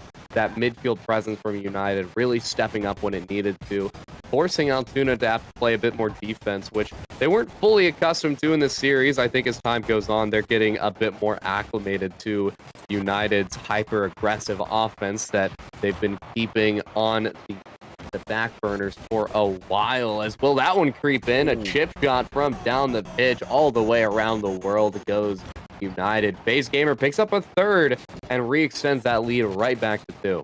Yeah, you could see Steel OP thought they had a sweet goal headed for them coming back down, but FaZe just comes up, shoots that one, zings it across the field, and gets a third on the board for United. Now, you talked about the play styles, that defense of Altoona. They spend so much time on offense and kind of cracking through United's defense. I think you might be right. When United gets possession of the ball, when United gets in that Altoona field, that defense from Altoona isn't able to keep up with this United onslaught, and it's working to great effect as we see United is definitely able to capitalize on that using the positioning, opening up the field, and just kind of using the Altoona playbook against themselves. Using the Altoona playbook, but will Altoona be able to flip the page in their playbook and find themselves a new strategy here? Final minute 30 approaching. United extend to 4. We're seeing a switch from the previous game. It was the Altoona show. Now it's just the United show. Role reversal here as United, they're looking good. Whenever they needed to step up, they did. But now it's the question of will they be able to do this for 2 more consecutive games after this? As Altoona, they only need to win 1 of the next 2 if they're not able to find a comeback here. United have to win 3 consecutive here. This game looks very good for United, but they still have to keep it up for 2 more games. It might be a big ask of them as Altoona gets very close, but couldn't quite set that one through, and the scoreline remains 4-1. Yeah, and this is the playstyle that we know Altoona works to great effect to get one on the board. The problem is with that playstyle is it takes time. It didn't quite work out there, and they have very short amount of time to do the battering down the siege walls of United, and it's looking very good for United as we come curling down the field. Open goals are available. Mr. Chip puts one on there, so 4-2. Altoona does get another one on the board, so it is within reach for Altoona. If they can keep that pressure up, they can make something happen. But yeah, I don't know. The drama is back. It's high. It's not over yet. That's for sure. Altoona can definitely come back and just shut the series out if they want to. Altoona, they do have some time to work with, but it's not a lot. They need to find something soon here. Give them as much time as possible for that last goal. A ripper of a shot, almost able to do just that as we look to enter the final 30. It's actually an open net for Altoona. 4-3 now. 33 seconds, Altoona. When they were down 4-1 and they looked out. Now the game is back within 1. 30 seconds remaining. Still time for Altoona here. Still plenty of opportunities. They just need to continue this momentum that they found waning moments of the game. Yeah, the last minute and 15 seconds, Altoona turns up the gas. It's like they showed back up and they looked at the scoreline and realized they weren't winning and they needed to get some points on the board. 26 seconds to go. I doubt they want to go to overtime. That's when it gets really dramatic and do or die. But we did see them take that overtime win earlier. We see them putting one on the board by worst player. United trying to get that getting that security goal. They could use anything at this point. 10 seconds just isn't enough to feel confident. Bringing it down in front of the goal, clearing it out. It's Mr. Chimp. It's going to be off the side wall. It's sitting into the center. The seconds roll by, and with that, United can finally take a deep breath and sit back for a half second and recoup themselves because they have won this game against Altoona, even though Altoona was coming back at the last minute. United, they take game number 3, but Altoona walking away with a bit of momentum. Could prove dangerous to enter game number 4. Altoona just trying to fight to close out the series. United clawing their way back, trying to find a potential reverse sweep. A very, very well fought game number 3. United, they looked very good for the majority of that game, long enough to take that win. They have to do it more times, and I think that's the big thing to focus on, is that Altoona, they had the momentum at the end of the game. United, they need to have the momentum at all points to get a reverse sweep. So it's going to prove to be a big task here for United to keep up the pace, keep up that momentum against Altoona to send us to game 5. Yeah, we saw that Altoona can go down, but then they can still very much so turn it back on when they need to. And that's threatening against United when they know they have to get the next 2 wins to do it. We also see that United did get that win, even though they had a little bit less ball possession and a significantly less boost consumption. So maybe that started to change towards the second half of the match, but it just goes to show that Altoona can turn up the heat, but United, even when they're down a little bit across the board, they can still make things happen. And I expect to see United coming out trying hard, but not try hards in this last one to try and keep this one going. They've got at least 10 to 12 minutes of Rocket League that they have to win and dominate if they want to stay at that top spot in the division. See what unfolds here, as I'd be shocked to not see a goal here in the opening minute. It's just a question of who, not a question of if. We'll see if teams are able to continue this streak that I believe, what are we at right now? 7 consecutive games of Rocket League where one team has scored in the opening minute. This would break that streak if we go silent, as Altoona, they're looking to pick up possession here. They do so, but the midfield presence from United proving to be very strong. Steele looking to get something started, but United again holding that midfield line, keeping Altoona as far back as possible. It's in the box. The shot's going to be a little bit high, and dare I say, the opening minute here. First time the day has gone silent. Yeah, silent as far as the scoreline is considered, but not silent on the field. Great shots coming in just off the side there that would have brought us that 1 goal addition to bring us into that under minute. But both teams have been making shots and turning up the heat here as they get through. As we know, Altoona needs this win to shut this thing down. The fear is that United could come back and win this one. And every second that goes down that Altoona does not have a score on the board is an opportunity for United to get something moving. As we see Mr. Chimp sailing across the field. Can they get their own rebound? They can't, but instead the scoop is going to come in from Mr. Meh, and that is going to be Altoona getting 1 on the board. The relentless onslaught, what we know works for Altoona, comes to play here as all 3 players get a piece of that one. Altoona find the first goal of the game. They strike first here in game number 4, but still a lot of work to do. United have shown that they are here to contest, and kickoff going favorable will try and find some goal for United as an immediate response, but couldn't quite find it. A 1-2 pass. Mr. Chimp picks up the redirect, extends Altoona's lead to 2, and United, they're looking like they need a lot right now as Altoona is looking fantastic. Yeah, Altoona's looking good. This is the Altoona that we've seen. United, though, they have the opportunity. They know they can do it. They can shut this team down. They got to play like they played in the last game and keep that distance, keep that stoicism, and be ready to play as we see the three of them on defense now. Up in the air off the top ceiling, bringing this one down. Steel OP is creating a double commit situation for United. It's going to open up some opportunities, but it's going to be blocked anyway. The pinch comes out. FaZe Gamer sends this one down, but it's going to be stalled by Altoona, and that's going to keep Altoona looking pretty good. We almost at the halftime mark here. Altoona is coming out strong now and turning up the gas and putting United probably a little bit of a sweat over there for United's team. 0-0 was probably looking actually pretty favorable for United early on, but 2-0 with Altoona in the lead.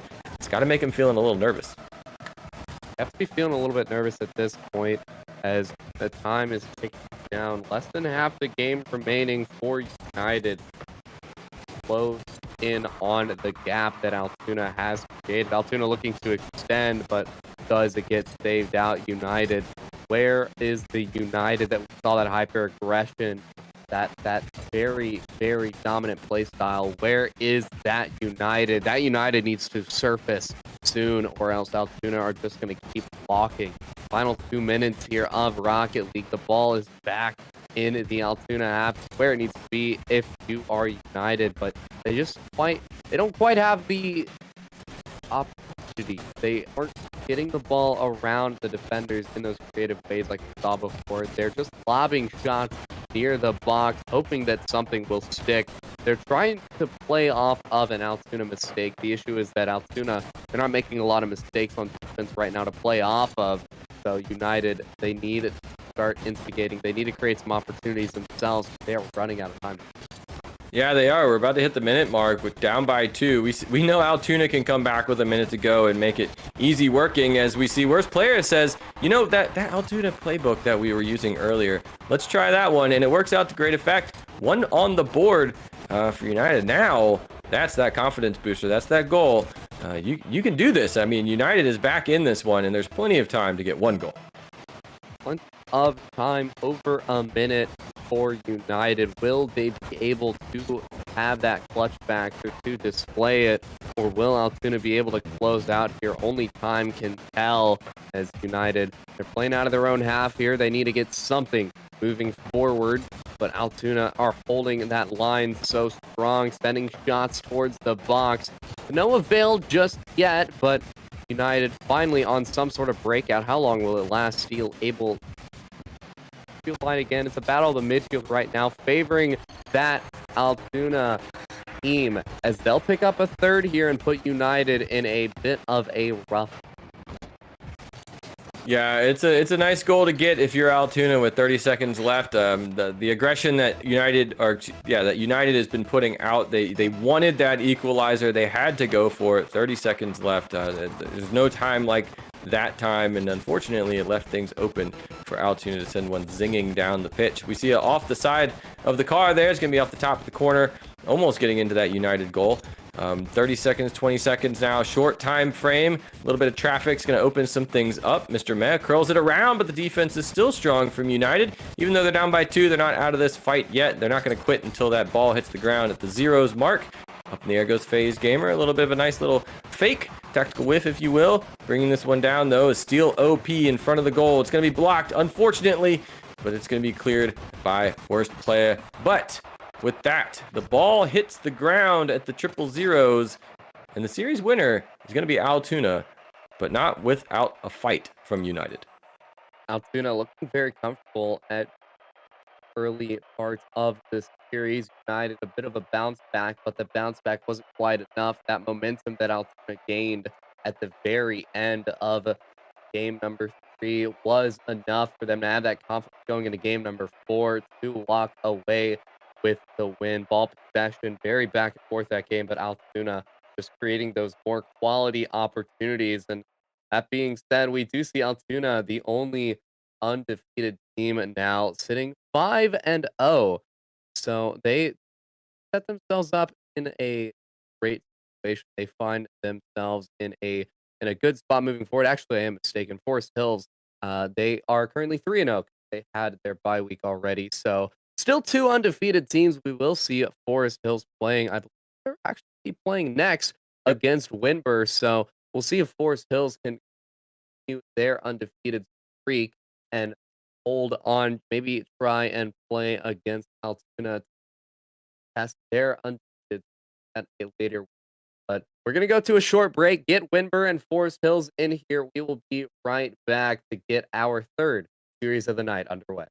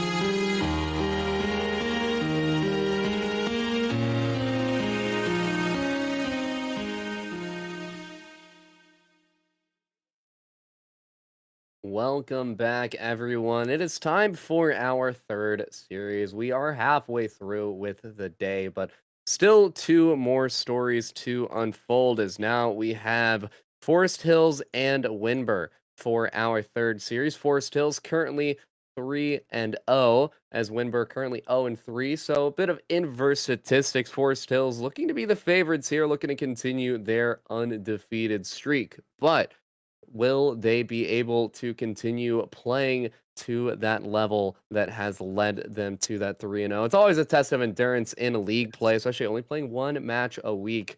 That break can affect you positively, but it can also affect you negatively. One bad week will ruin that undefeated streak. As I'm sure Forest Hills are not necessarily worried about being undefeated, they're just worried about doing as good as possible, good enough to make that playoff bracket. Yeah, and then they come out of this. They get a if they win, they go 4-0, which is nice because they'll be sitting at the top, which looks pretty good. If they do take a loss here, they'll still be sitting pretty neatly in the middle of the pack. The question is, can Winber pull something out of a hat to make things happen here? I mean, we talked about the strength of this division. It is a nice spread. There are good games to be had across the skill levels and across the teams. Which is exciting to watch, and when Winber is going to be looking to get some points on the board against Forest Hills.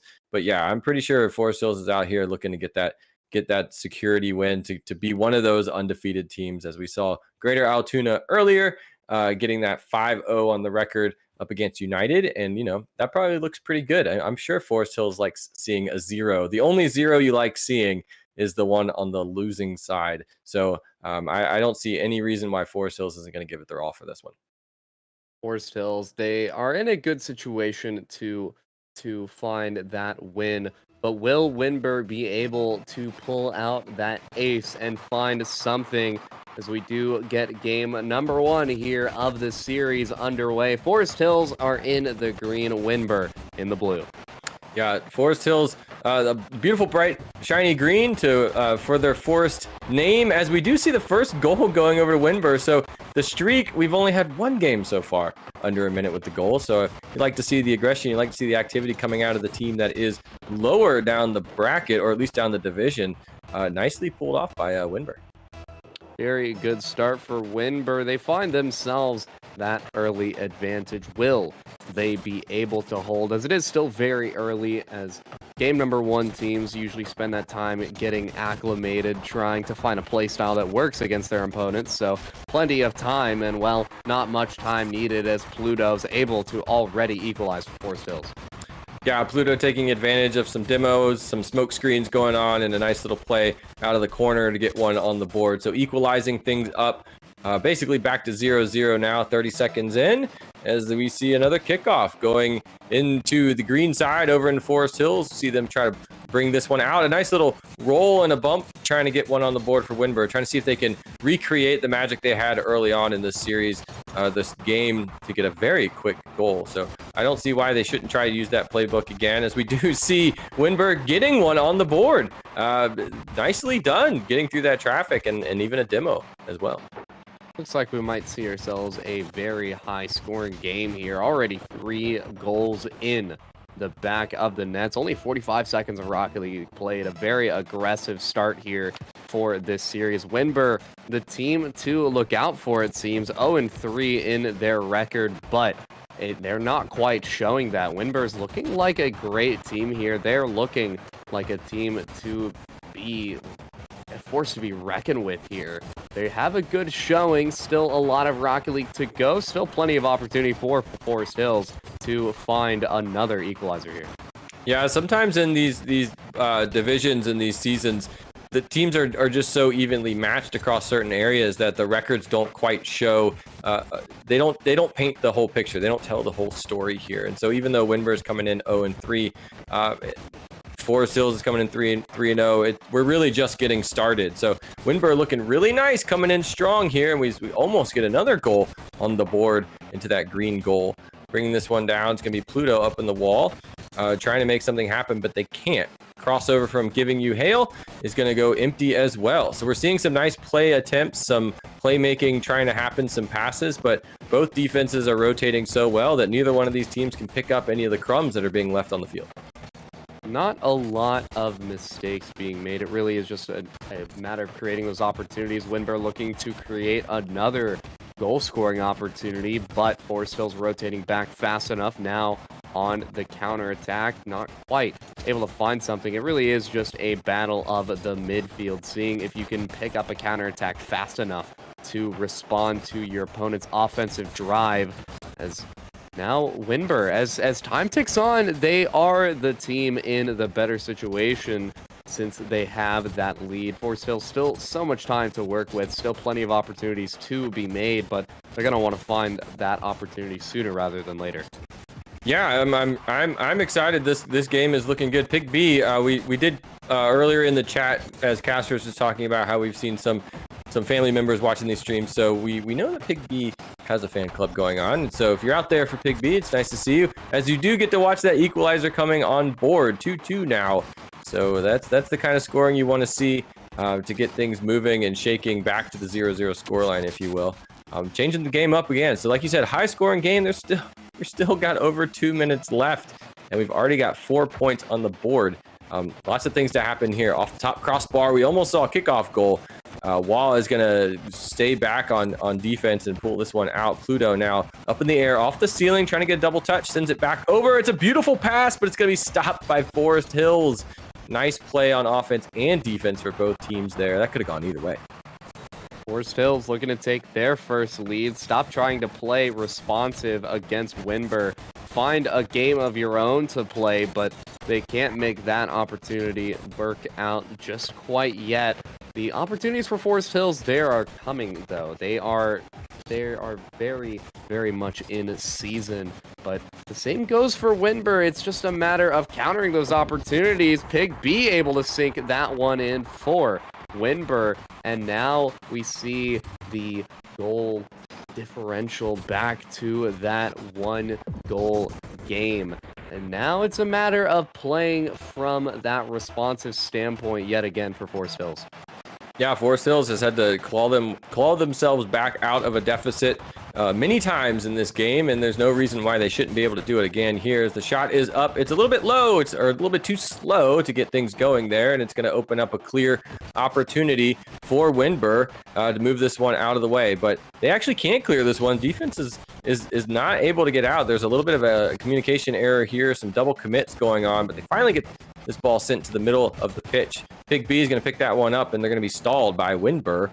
Winber now taking this one over into the Forest Hills territory, sending this one up and down as we see shots on goal. It's going to be coming down. It's a little bit too wide. 45 seconds left to go, and Forest Hills is looking pretty good. I think we had a little bit of scoreboard bug there, and so miscommunication. Forest Hills is actually up by 1 point here, trying to maintain that lead. 30 seconds left on the clock. Winber's got to do something.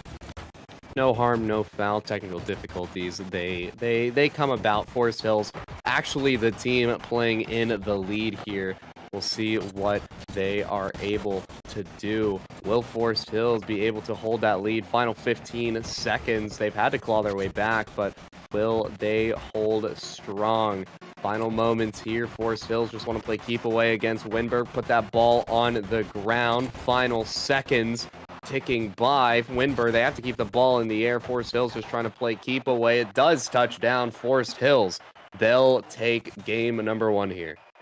Yeah, I mean, Winber putting up a strong showing. Even though we had the teams a little bit backwards, the story is still the same. Just changing the name, Winber coming in, even though they were 0-3, I mean, putting up some serious points, putting up a lot of defensive pressure and offensive pressure against this Forest Hills team. This is not exactly the scoreline of game 1 that you would expect to see from a 3-0 versus 0-3. Winber definitely has the chops, the ability, and the team to do it. The touches from Wasp Random is huge. 56 on the game. I mean, I think we're going to see a lot more out of that as we get into game 2 next. This one's got a lot to show us. It could go either way. I think Winber has the opportunities to pull one out of their hat and get a win here. Winber, it was very well fought, all things considered. They were keeping it close that entire time. Forest Hills just able to eke out that win at the very end. And so with those close games, it makes you wonder if the series can go the distance. It definitely has the potential to if Winber can put together a few more opportunities, make them stick, be able to close them out. And your Forest Hills, it was a very, very close win. So you can't exactly walk away fully content with that. You want to look as a team, see what you can change in game number 2. We'll see if Forest Hills are able to continue their streak or if Winber are going to have an answer. Yeah, I think Winber's got an answer here. Coming into a series like this and keeping it close can do a lot for a team, even if they're down on various levels. That's the confidence you need that lets you open up the goal and open up the game to try and take this one. We do see Pig B getting one on the board early though, which is nice for Forest Hills because they actually probably feel like they need some confidence goals against this Winber team. And we'll see Forest Hills, they strike first. A good start here.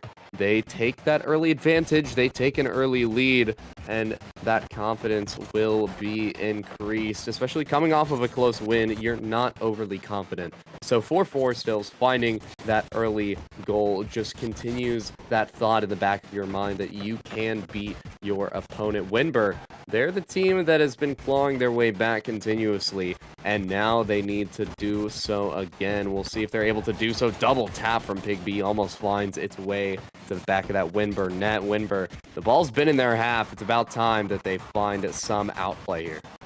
Yeah, I'm expecting to see some things happen here from Random, as we mentioned, a lot of those touches, so that could equate to a lot of clears and a lot of saves and a lot of passes. We did see some great action coming out of Pluto in the last match too, so they've got the team, they've got the roster, they can do it here.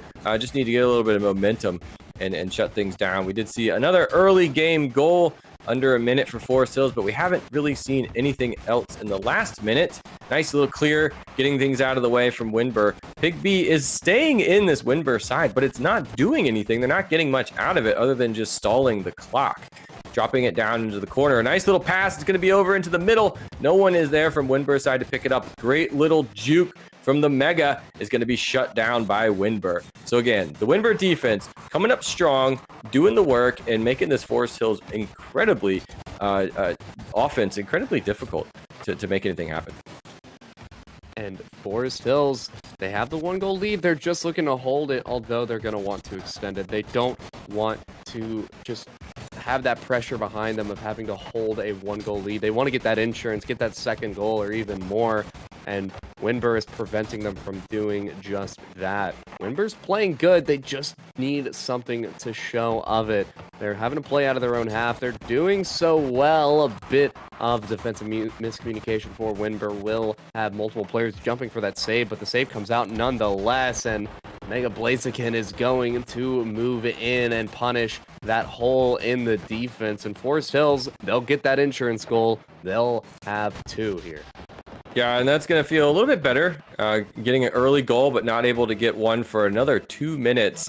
Makes you kind of wonder when Winber is going to get one on the board. Having 2 in your favor feels pretty nice, as Forest Hills does get something on the board to help them feel a little bit more confident here. As Wallace comes around, pass to themselves, but it's going to be shut down. There's a lot of cars back there on defense, so instead of risking it, they're going to come back out. Beautiful carry coming in. I believe that was from the Mega. So nicely played to bring this one all the way down back into the Winber side of the pitch. We see a clear coming out. Very nicely done. It's going to get past the defenders. It's rolling over into the side. We've got a Winber blue car up in the key, ready to pick this one up and put it in the goal. But Pig B is showing us how to dribble in the air with the reset, knocking crucial seconds off the clock. Every single one of those is a chance for Winber to get back into it. And that was just some beautiful mechanics coming out from Pig B.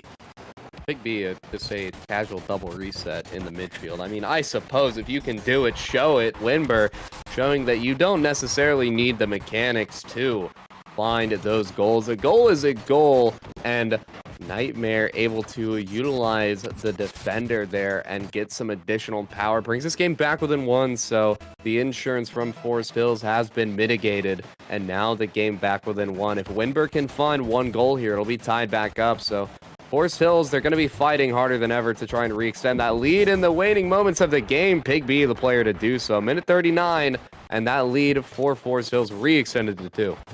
Yeah, we saw some great styling out of Pig B earlier on with the resets off the tires, but that time we just saw some good, true accuracy.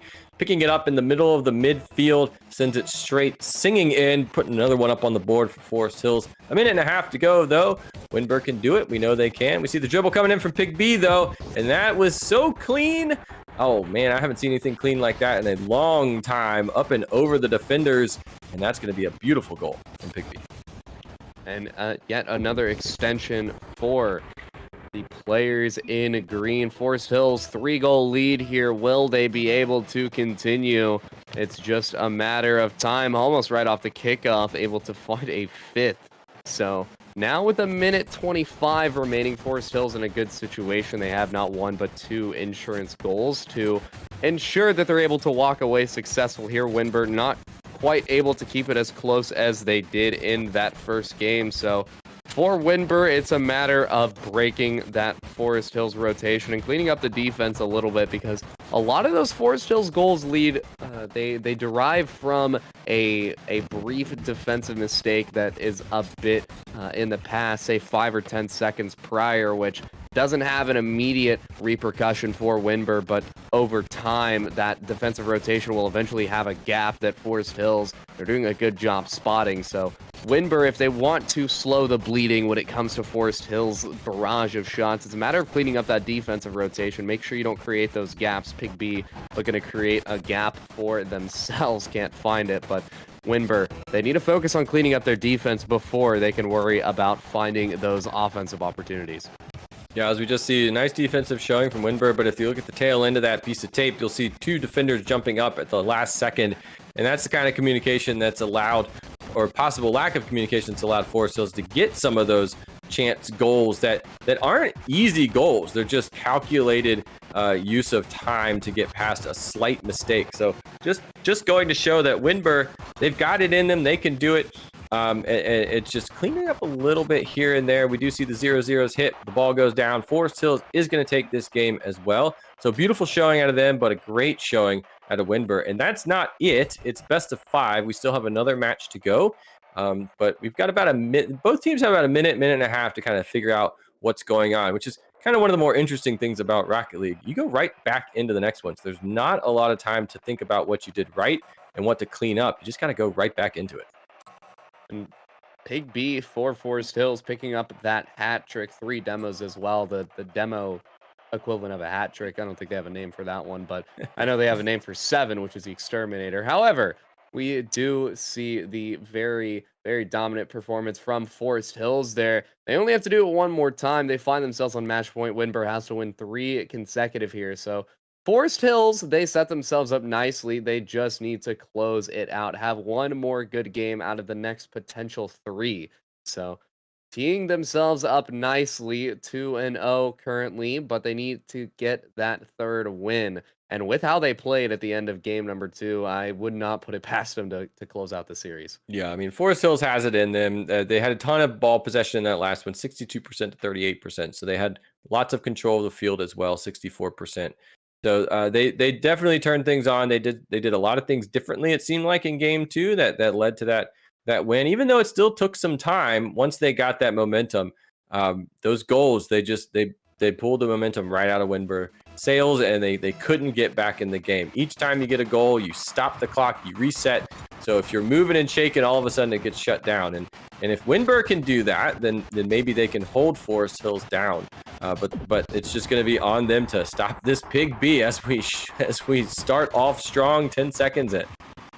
Pig B picking up a flip reset there, sending that ball to the ceiling. Beautiful follow up right below the crossbar. No one from Winburn quite ready for that spectacle of a shot. What a way to open. Only took 10 seconds. Been waiting for Pig B to find something flashy, and well, it comes to fruition in the potential final game of the series. Forest Hills, they look like they can close it here in 3, but still a lot of time. Although the issue with that is that we haven't really seen Winburn step up much since game number 1. Yeah, game number 1 was a great showing by Winburn. Even though they took a loss on that one, they were neck and neck, toe to toe with Forest Hills.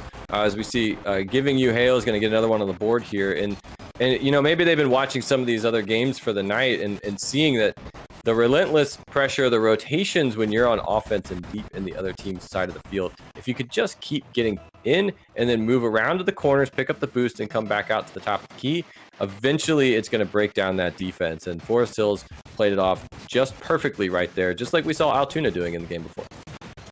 And we'll see what Forest Hills have in store for the rest of this game, because really seems like Winbur's main hope here is if Forest Hills falters in any way. Forest Hills, they have so much control. Pig B picks up yet another. That's 3 goals for them in the opening minute.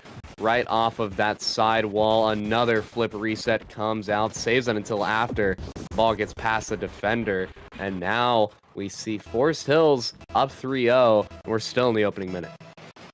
Yeah, a lot of confidence coming out of Pig B there. We've kind of seen them opening up as the series goes on, testing what's available.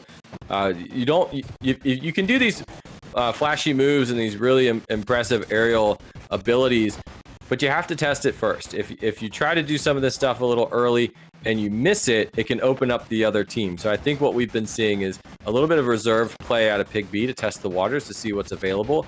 And they're feeling a little bit more confident in showing up with some of these goals. It's looking pretty as Pig B gets another one on the board. And that's going to bring 4 points up for Forest Hills in this game 3. And Pig B just picking that ball off of the bump and finding a fourth. Forest Hills just looking to run away with this game.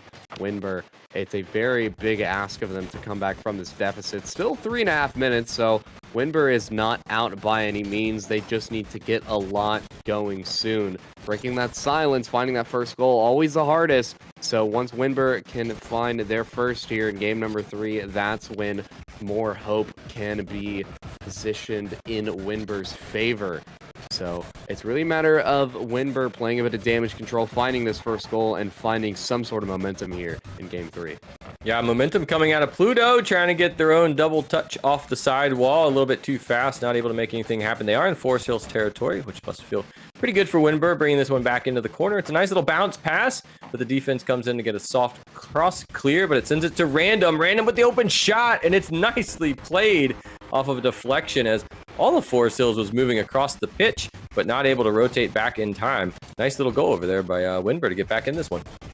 Now Winber, they break the silence, they find their first. They just need to find 3 more, which I think using the word just there is a little bit unjustified, as 3 goals.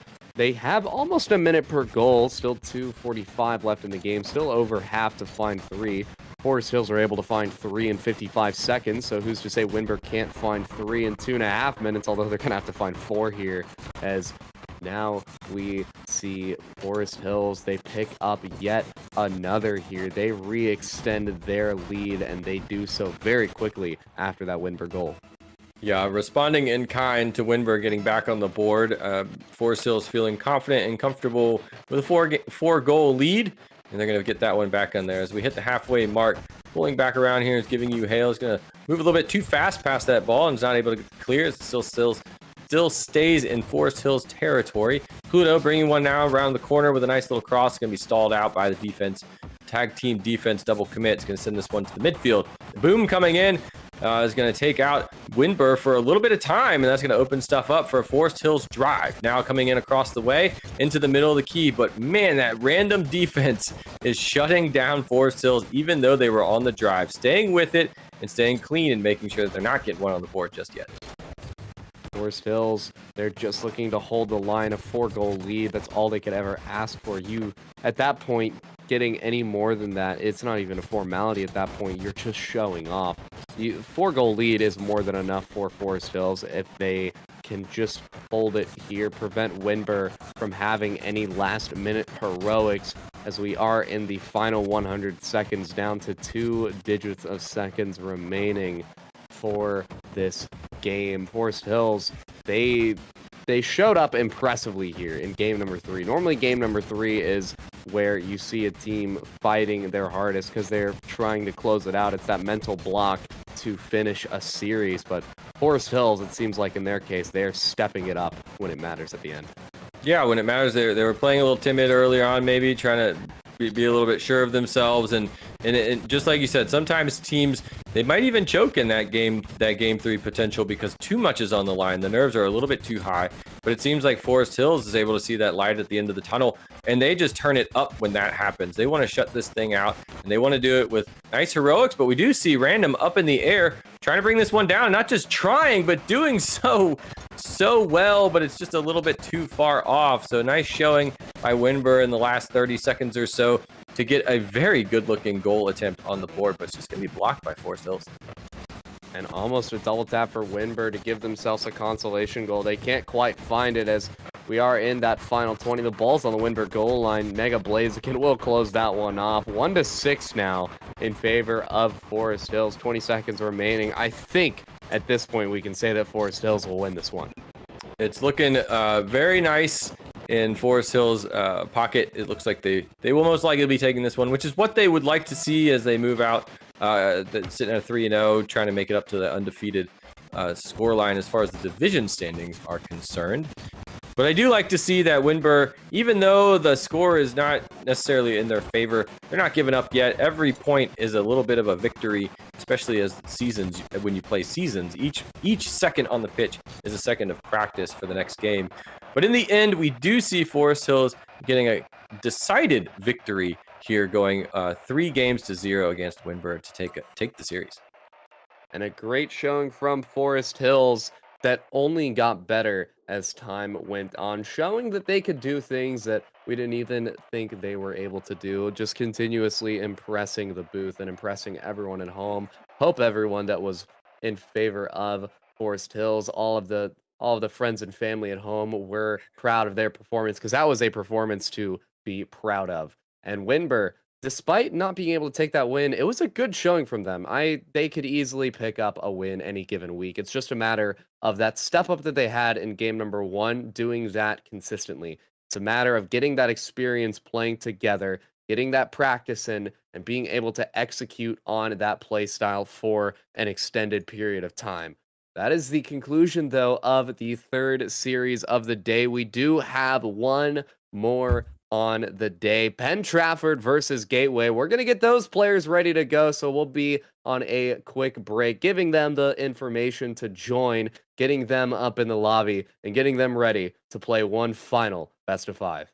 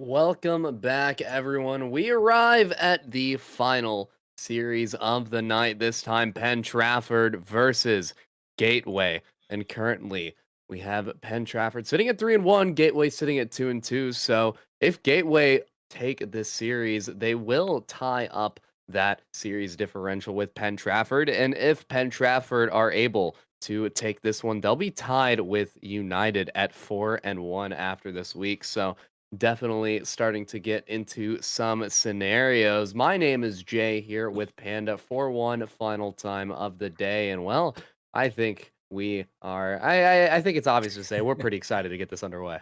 Yeah, this should be a good one. I mean, this whole night's been pretty fun. We've been at the top with the undefeated teams going, starting this week off at 404 with Greater Altoona and United. We've been at the bottom, a team just trying to get a win with Berlin and Westmont, and now we are in the middle. Penn Trafford up against Gateway. Both of these teams are looking to, well, Gateway is looking to move up, and Penn Trafford actually has a lot more to lose if you think about it. They get a win here. They're 4-1, and they're just sitting nice and comfy at the top of the division. Gateway's got a story to write and a problem to solve, and that is breaking through Penn Trafford. So it's always fun to watch these middle teams play out, play how they see how these divisions play out, because, well, they're pretty equally matched, and so that should give us a good game, and that's what we're here for. Always here for a good game. We've seen a lot of good games tonight. Seen a lot of good games tonight. We have indeed, especially that last series was a surprising battle. Looking at the standings, you have Forest Hill 3-0 going in, Winber 0-3 going in. It seems like it'll just be the Forest Hills show, but Winber was putting up a very good fight. yeah. Not quite able to take a game win that series, but especially game number one was a very close one, very well fought series. And it'll be interesting to see. We haven't really touched too much on the middle teams. We're at the top, we're at the bottom. We haven't really seen the middle, those teams that they've had mixed results. Haven't really gotten to see them have a chance to shine, but we will do so here as we're just getting the players all readied up, and then we will be able to see how that 4 versus 5 battle goes underway. Yeah, and in the middle of the division as we move towards playoffs, and we are looking, this is a 7-game season. So we are eking our way there. We're getting there ever so quickly. Actually, it'll be here before you know it. But these last couple of games of the season are really, really important. You know, that's going to help figure out where you're going to be seated sitting into that playoff bracket. So especially if you're these middle teams, just being one up and one down can be the difference between your first matchup. So Gateway, Penn Trafford, two teams that are looking to make some moves, and I don't think we'll be lacking in entertainment for this one as we head into the match. It's gonna be exciting. It's gonna be a good one. I got a lot. I think we might go 5-5 on this one. That's my. I'm not gonna tell you who I think is gonna win. I just think we're gonna go to 5. This would be the series to go to 5. These teams fighting very hard throughout league play, looking for another opportunity to prove themselves. We'll see which team's able to prove themselves just that little bit more. Penn Trafford looking to do it early. They do so in the form of Rye. They'll strike first here in the series. Yeah, I mean, another quick goal for the day. We've had a lot of fast goals being scored early on in these matches, and Penn Trafford is not letting up on that streak that we've had, and so it's good to see him getting out early and getting one on the board. We have seen that become a confidence goal and lead to a win, but we've also seen a lot of teams come back and fight back from that deficit and be willing to put more on the point board as well. So Penn Trafford up by 1 early makes you feel good, but it definitely doesn't mean you've got this one in the bag for sure. 2 goals will be a little bit better. They strike again in the opening 30, 2 goal lead. And now we're starting to see Penn Trafford's colors. They wanted to come into this series just shooting dimes, and they wanted to come in just looking very strong. They're doing just that, and a 2 goal lead will be extremely favorable for them. Not end all be all just yet. Gateway still have plenty of time, but they're not quite taking that same approach of just coming out the gates running.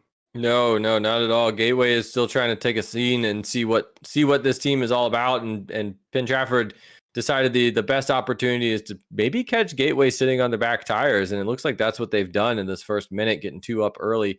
As we see Pop coming down, bringing 1 up, just getting that boost off the sidewall to get 100 up on the boost meter, help him get down the field. As we see, nice little try there and a defensive stall as Pop sends this one down, but it's going to be picked up by Rye. Rye from Penn Trafford puts it up on the wall. We've seen a lot of good aerial and wall play today. And with these two teams being evenly matched, at least on the scoreboard or the division record, I think we're actually going to continue seeing some of that aerial play to try and break through this defenses that we've seen this afternoon.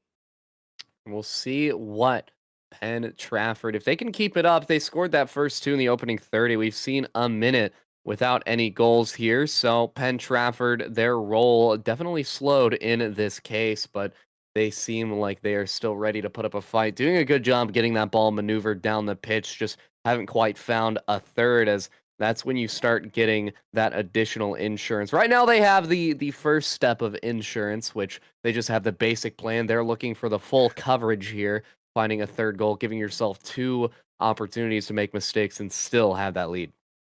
Yeah, coming in now, we've got Pop, once again, name we've said quite often being pinnacle in a lot of these plays, is going to send this one into the corner. Ryan now trying to get the clear out, sending it over into Gateway's side, but it's going to be stalled a little bit, but it's a bad clear. It sends it right back to Rye, but the defense is strong, and they've got someone sitting in the goal. Stone now up in the air, trying to air dribble a little bit too slow, and it's going to be a little bit off the mark, but the try continues, and the defense from Penn Trafford bringing all 3 cars back to stop that.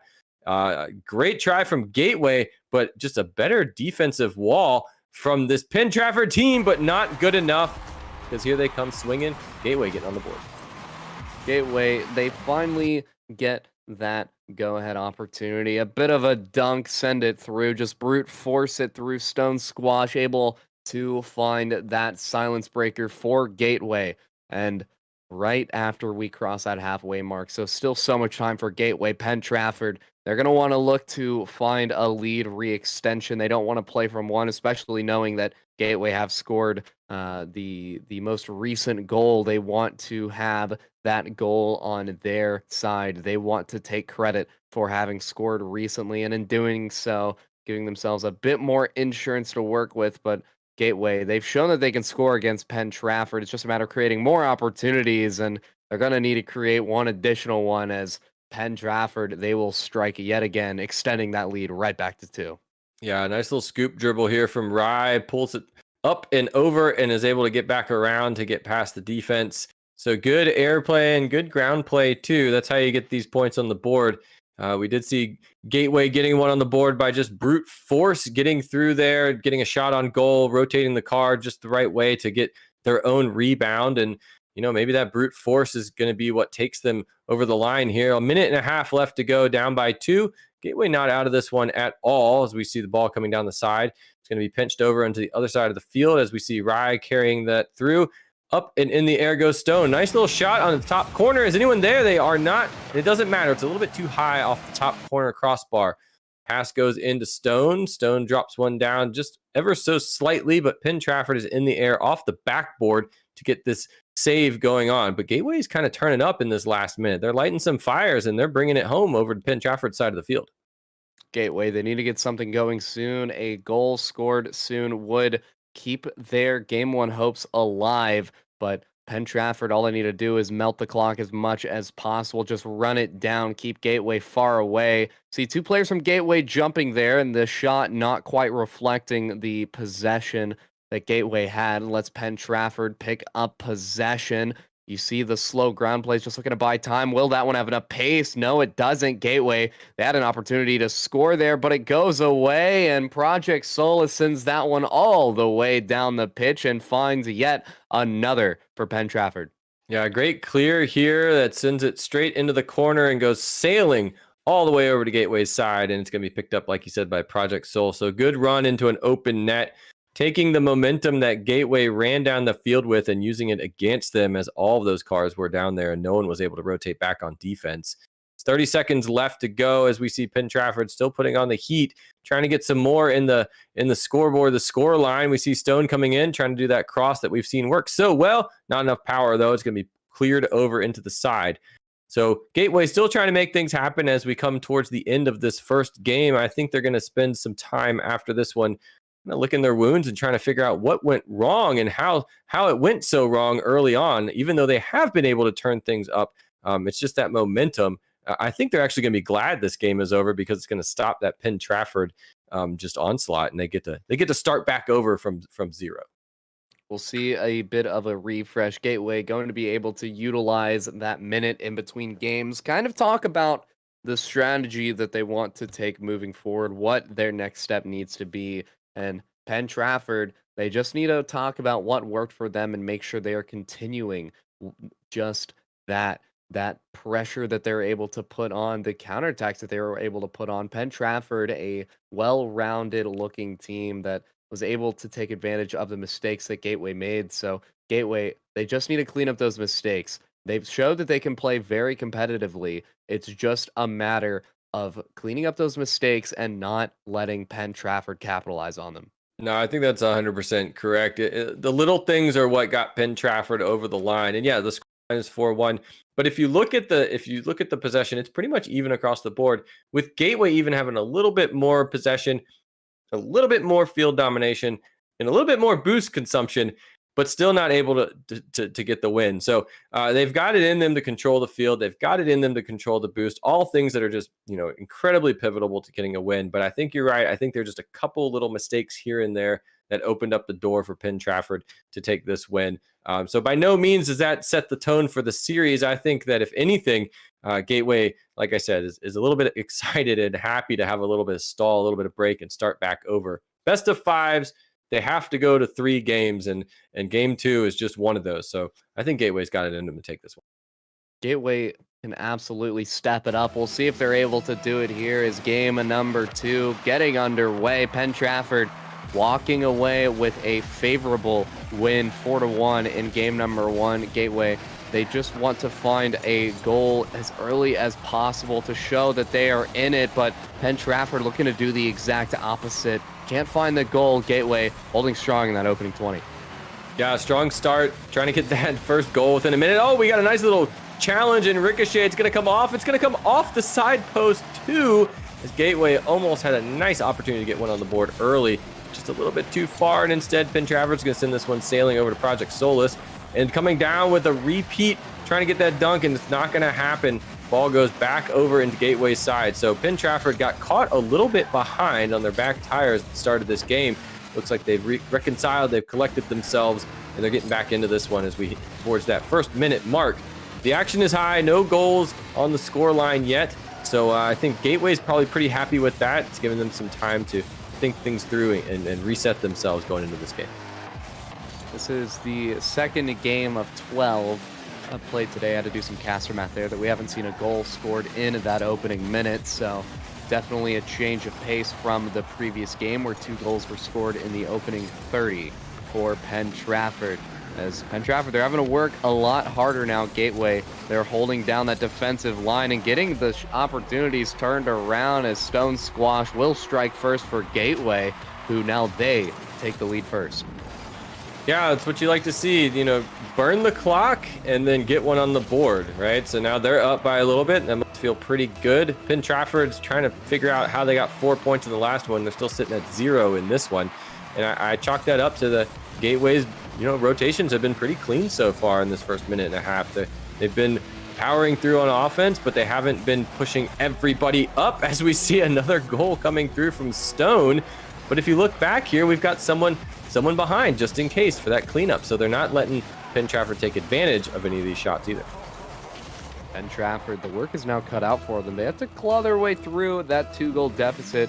3:23 on the clock, still a lot of time to do so, but starting sooner rather than later is exactly what they're going to need. They don't want to let that clock dwindle down, as every second that ticks by, that's 2 seconds that they need to score. So finding that goal sooner rather than later would be ideal for Penn Trafford. Breaking that silence is what they need. They've been stuck in their own half for what feels like the past 2 minutes, as Gateway is just doing a fantastic job at holding that midfield line. They have someone behind the ball at any given point to send it right back into that Penn Trafford half when it even thinks about going towards that green net.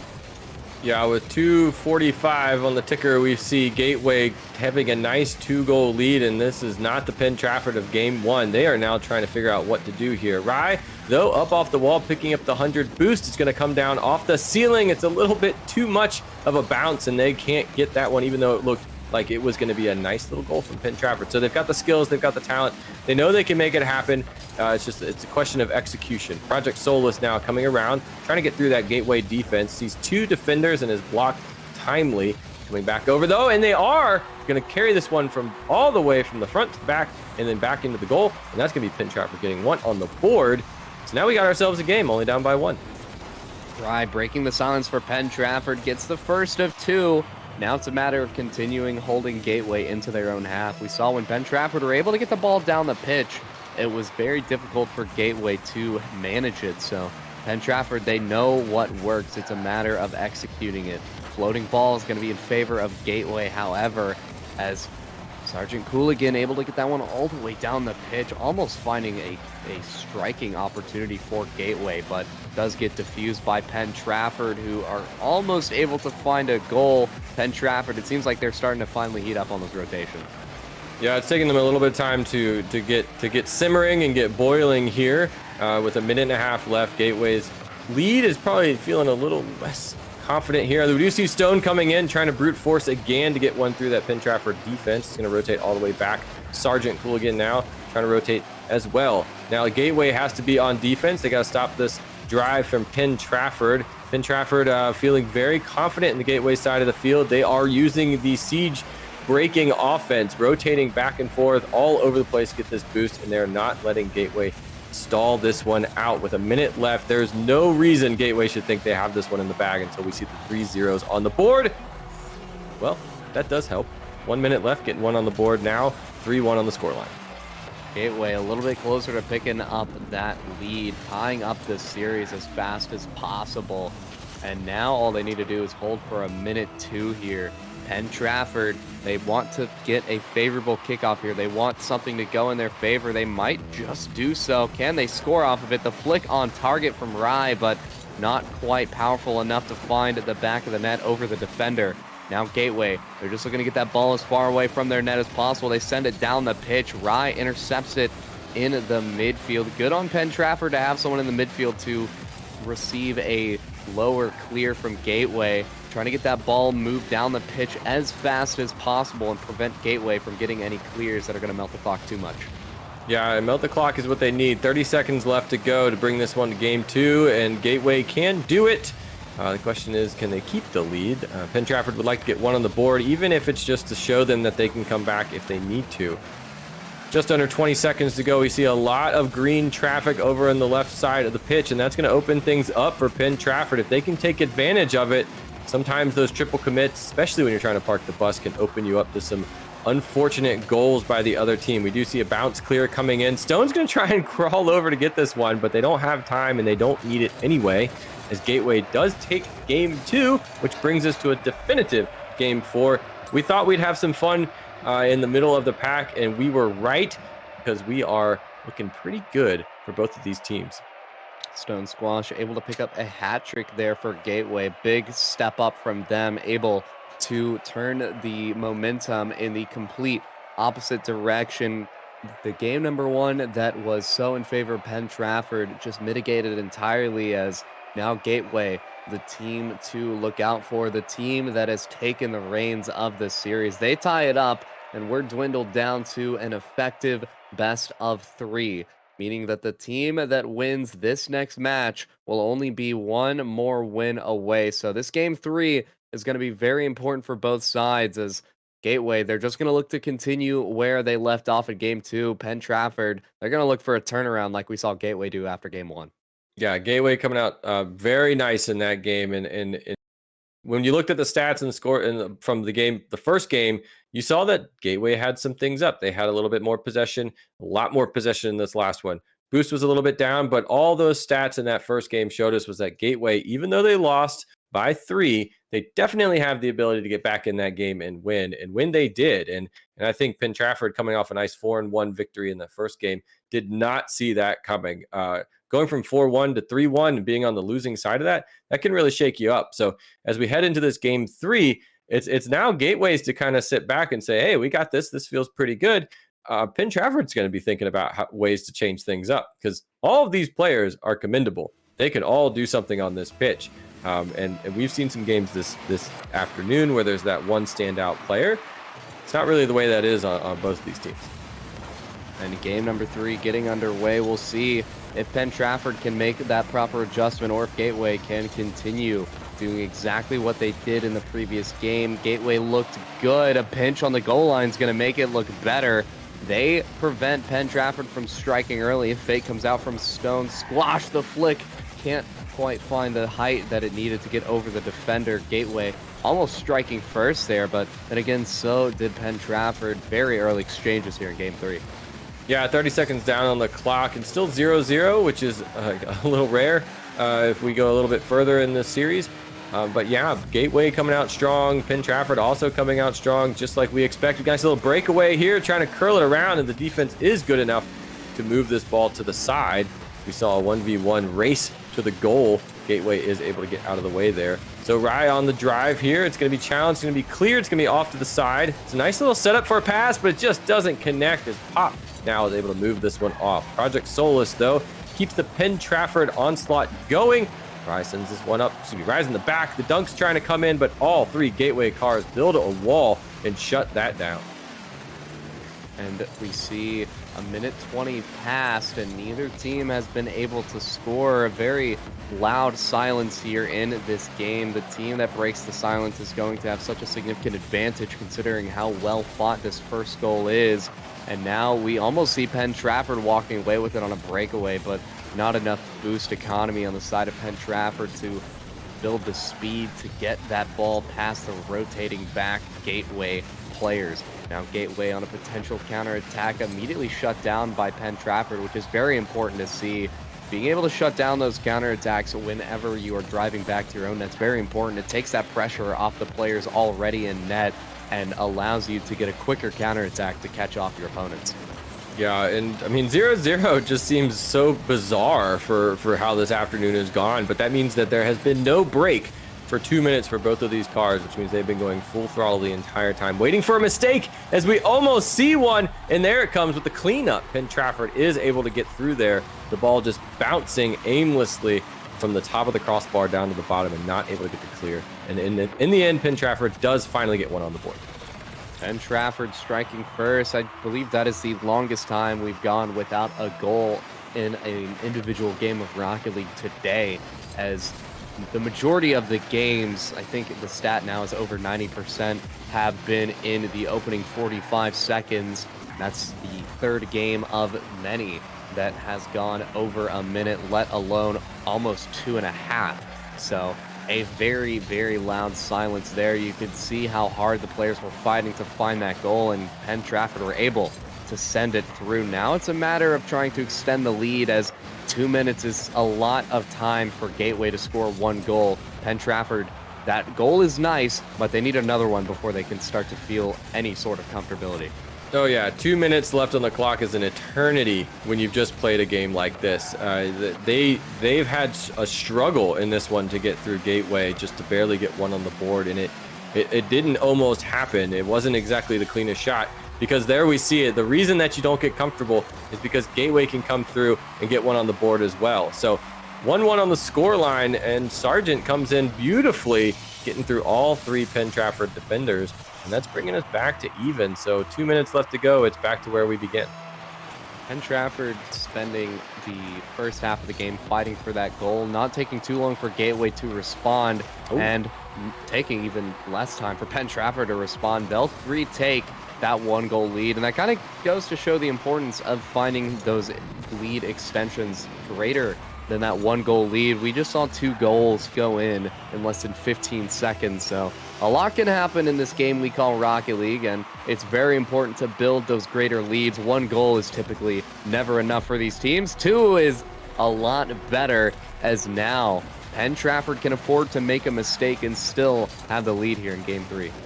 Yeah, back-to-back kickoff goals feels pretty good, and it's a nice way to get some confidence on the board. I mean, this is exactly what Penn Trafford needed with a minute and a half left to go. They've been burning the tires and the rubber this entire match. It's not to say that they can sit back and take a calm look at the field, but they can feel a little bit better about what's going on here. Gateway, on the other hand, they know they can have the lead. They know they can win these games, and now it's definitely on them to do so. The momentum has been pulled out.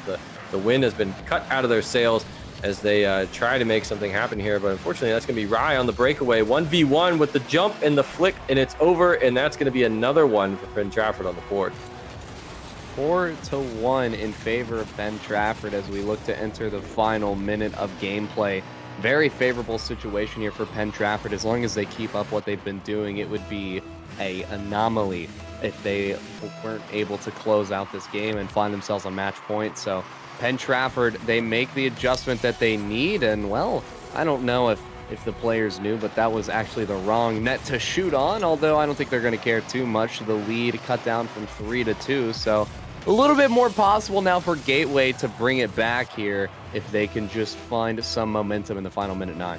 Yeah, last 3 goals have all been off or pretty much off of the kickoff, so it just goes to show that every part of the match is a possibility to get a goal, and sometimes those kickoff goals are just so hard to defend against, as we saw Rye trying to get up there to deflect that one. It was just beautifully on target from the kickoff. As we get shot on goal, it's going to be blocked, ping-ponging around in front of that Penn Trafford goal line. Gateway is really not letting up. They are really trying to get this one back. They know they can do it, and this is a 4-2 right now. This is what Penn Trafford won with against a 4-1 in the first game, and Gateway came back to get it. So nothing means anything as far as guarantees in this matchup.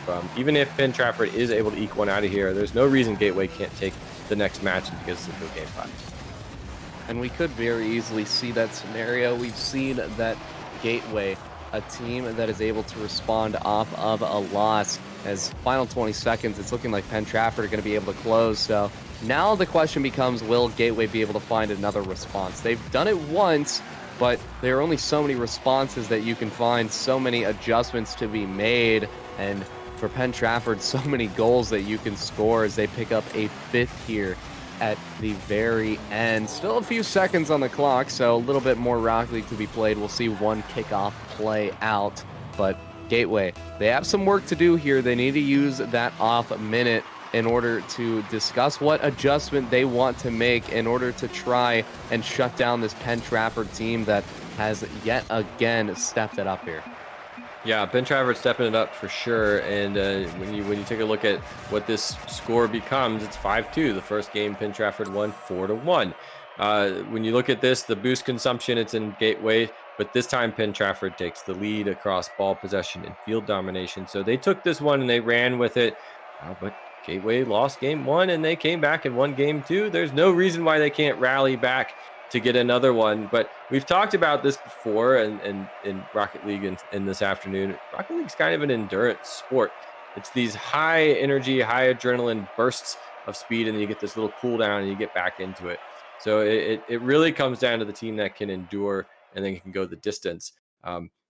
Can Gateway go one more match to kind of get us to that game 5, or is Penn Trafford going to turn up the heat and bring us down and take this one? It's all up to Gateway at this point. It's in their hands to see if they can find some advantage here.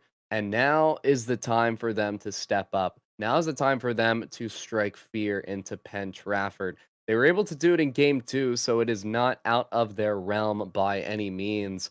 It's just now Gateway has a lot more pressure against them. They need to win two consecutive games. We're not in the middle of the series scenarios anymore where you can try something and if it doesn't work, it's okay. Now it's time. They need to step up and they need to do it well. As looks like game number 4 looking to get underway here as we are already seeing Gateway. They find a pretty quick response. They score in the first 2 seconds. That's the fastest of the night, the afternoon. Looks like we just had maybe some miscommunication on kickoff or a slip of the joystick or something, but that's going to be really, really huge for Gateway. You get every goal you can, no matter how you can get it, and that's going to make them feel pretty good. As I say that, Penn Trafford responds with yet another kickoff goal. So any lead that Gateway just had, any confidence they just had, we just shattered here as we see the exact same thing happen. It looks like miscommunication on kickoff.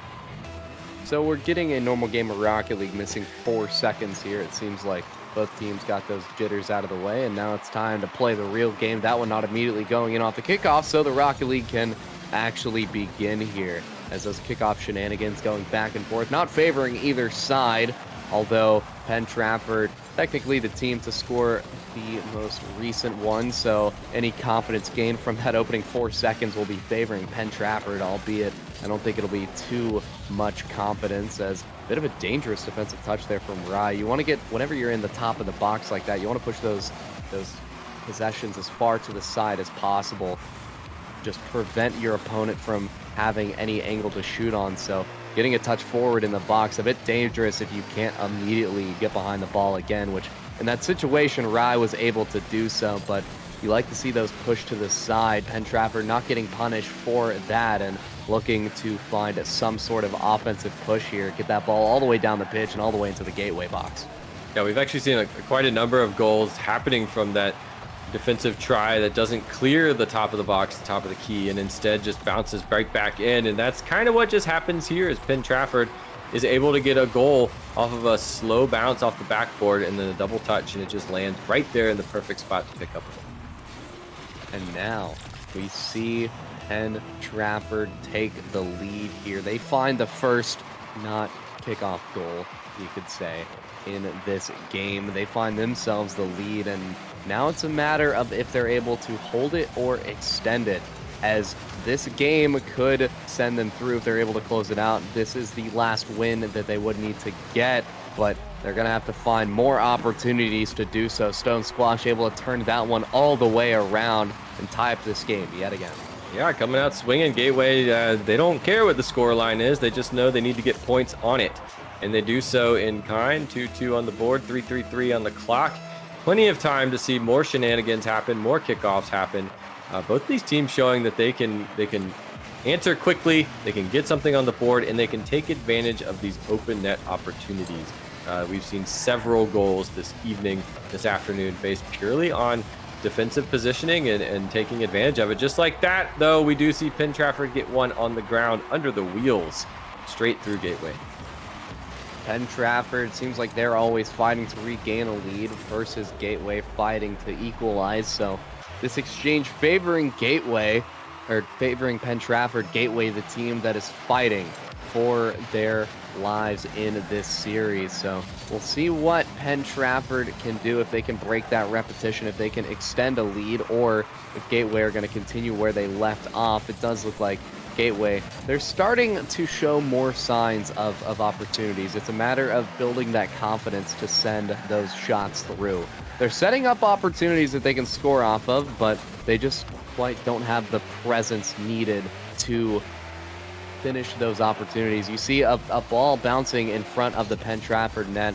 No one from Gateway close enough to even threaten the shot, allowing Penn Trafford to walk that ball out of in front of their net. So Gateway right now, it's not do or die just yet, since we do still have half the game and it's only a 1-goal deficit, but going into these final moments, they are going to want to see a more aggressive play style.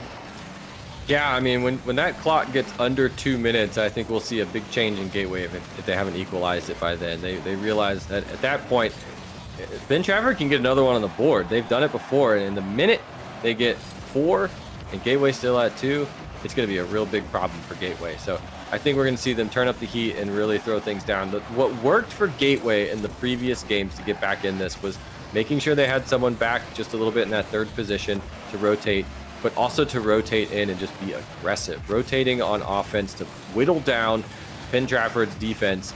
I think if they can recalculate and get that going, they're going to be able to make some moves happen here. We see a lot of traffic happening in the midfield as Penn Trafford is wanting that fourth goal, bringing it down, and they're setting this one up nicely. It's just floating in front of the goal. The question, can Gateway clear it? They can. Beautiful by Pop Butte to send this one back into the corner, but not enough power to clear, and they're going to get an onslaught from Penn Trafford, a double commit to try and shoot a goal in there, and it's not going to happen. Ball clears into the midfield. A little bit of a drive coming in now from Gateway. It's a little bit too wide. It's going into the corner. So we see that the minute mark is hitting. Rye is doing the resets, trying to get one on the board, and Gateway's really on their back tires now.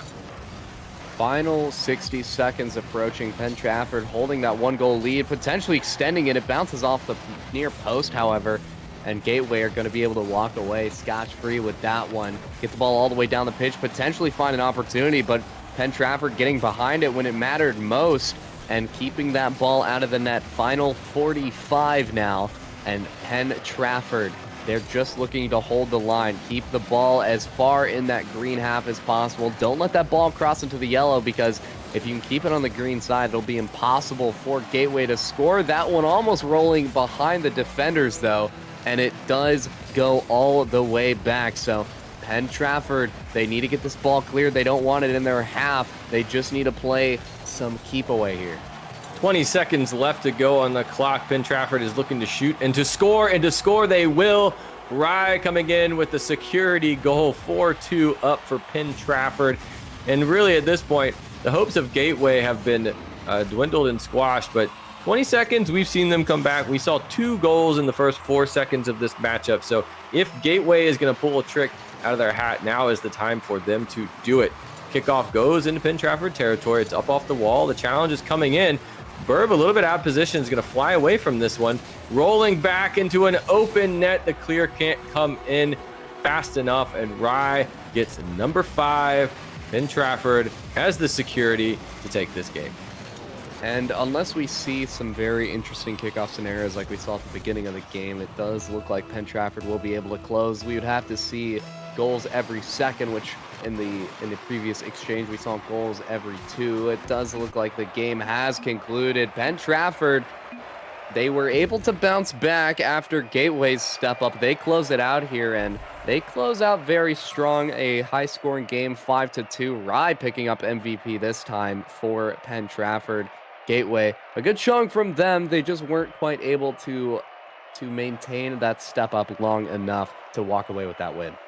Yeah, great showing by Gateway. They got the chops. They know they can do it. They got a game on Penn Trafford. They lost that first one, but they came back in that second game resoundingly. But at the end of it all, the end of the day, Penn Trafford is the one who's going to take this in that battle for the middle of the bracket. We were curious how it would play out. And at the end, it looks like Penn Trafford is going to be getting another win, bringing them up to 4-1 in the division. So a lot of action happening at the top of this division as Gateway is going to hit that 2-3. So still tons of Rocket League to go in this, as we got 2 more days before we even get to the playoffs. So, we saw a bunch of great matches tonight, even though maybe the division standings had us thinking one way or the other. That just tells us that the next 2 weeks of TEC Rocket League are going to be just as exciting. And just so everyone knows at home, I know people are used to seeing us every Tuesday. If I'm not mistaken, our next showing will actually be this Thursday. So in 2 days, we're getting two bits of Rocket League this week, not just one. So make sure you're keeping up to date with TEC, as we have some more Rocket League this week. We're not just at once per week anymore. We're getting some more Rocket League in Thursday. So the week not quite concluded. The week only halfway over for TEC, but tonight's story has concluded. Very well played from every single team. You could tell how badly these teams wanted to pick up those wins, and big congratulations to the teams that were able to win their match of the day. If the teams that weren't able to win, as long as they're walking away, being able to acknowledge those mistakes that they made, those reasons why they weren't able to take the wins, and learning from those mistakes moving forward, that's the best case scenario for them. So Very fun day indeed. That is our conclusion for the night. My name is Jay, been here with Panda. Do you have any final words before we head out for the night?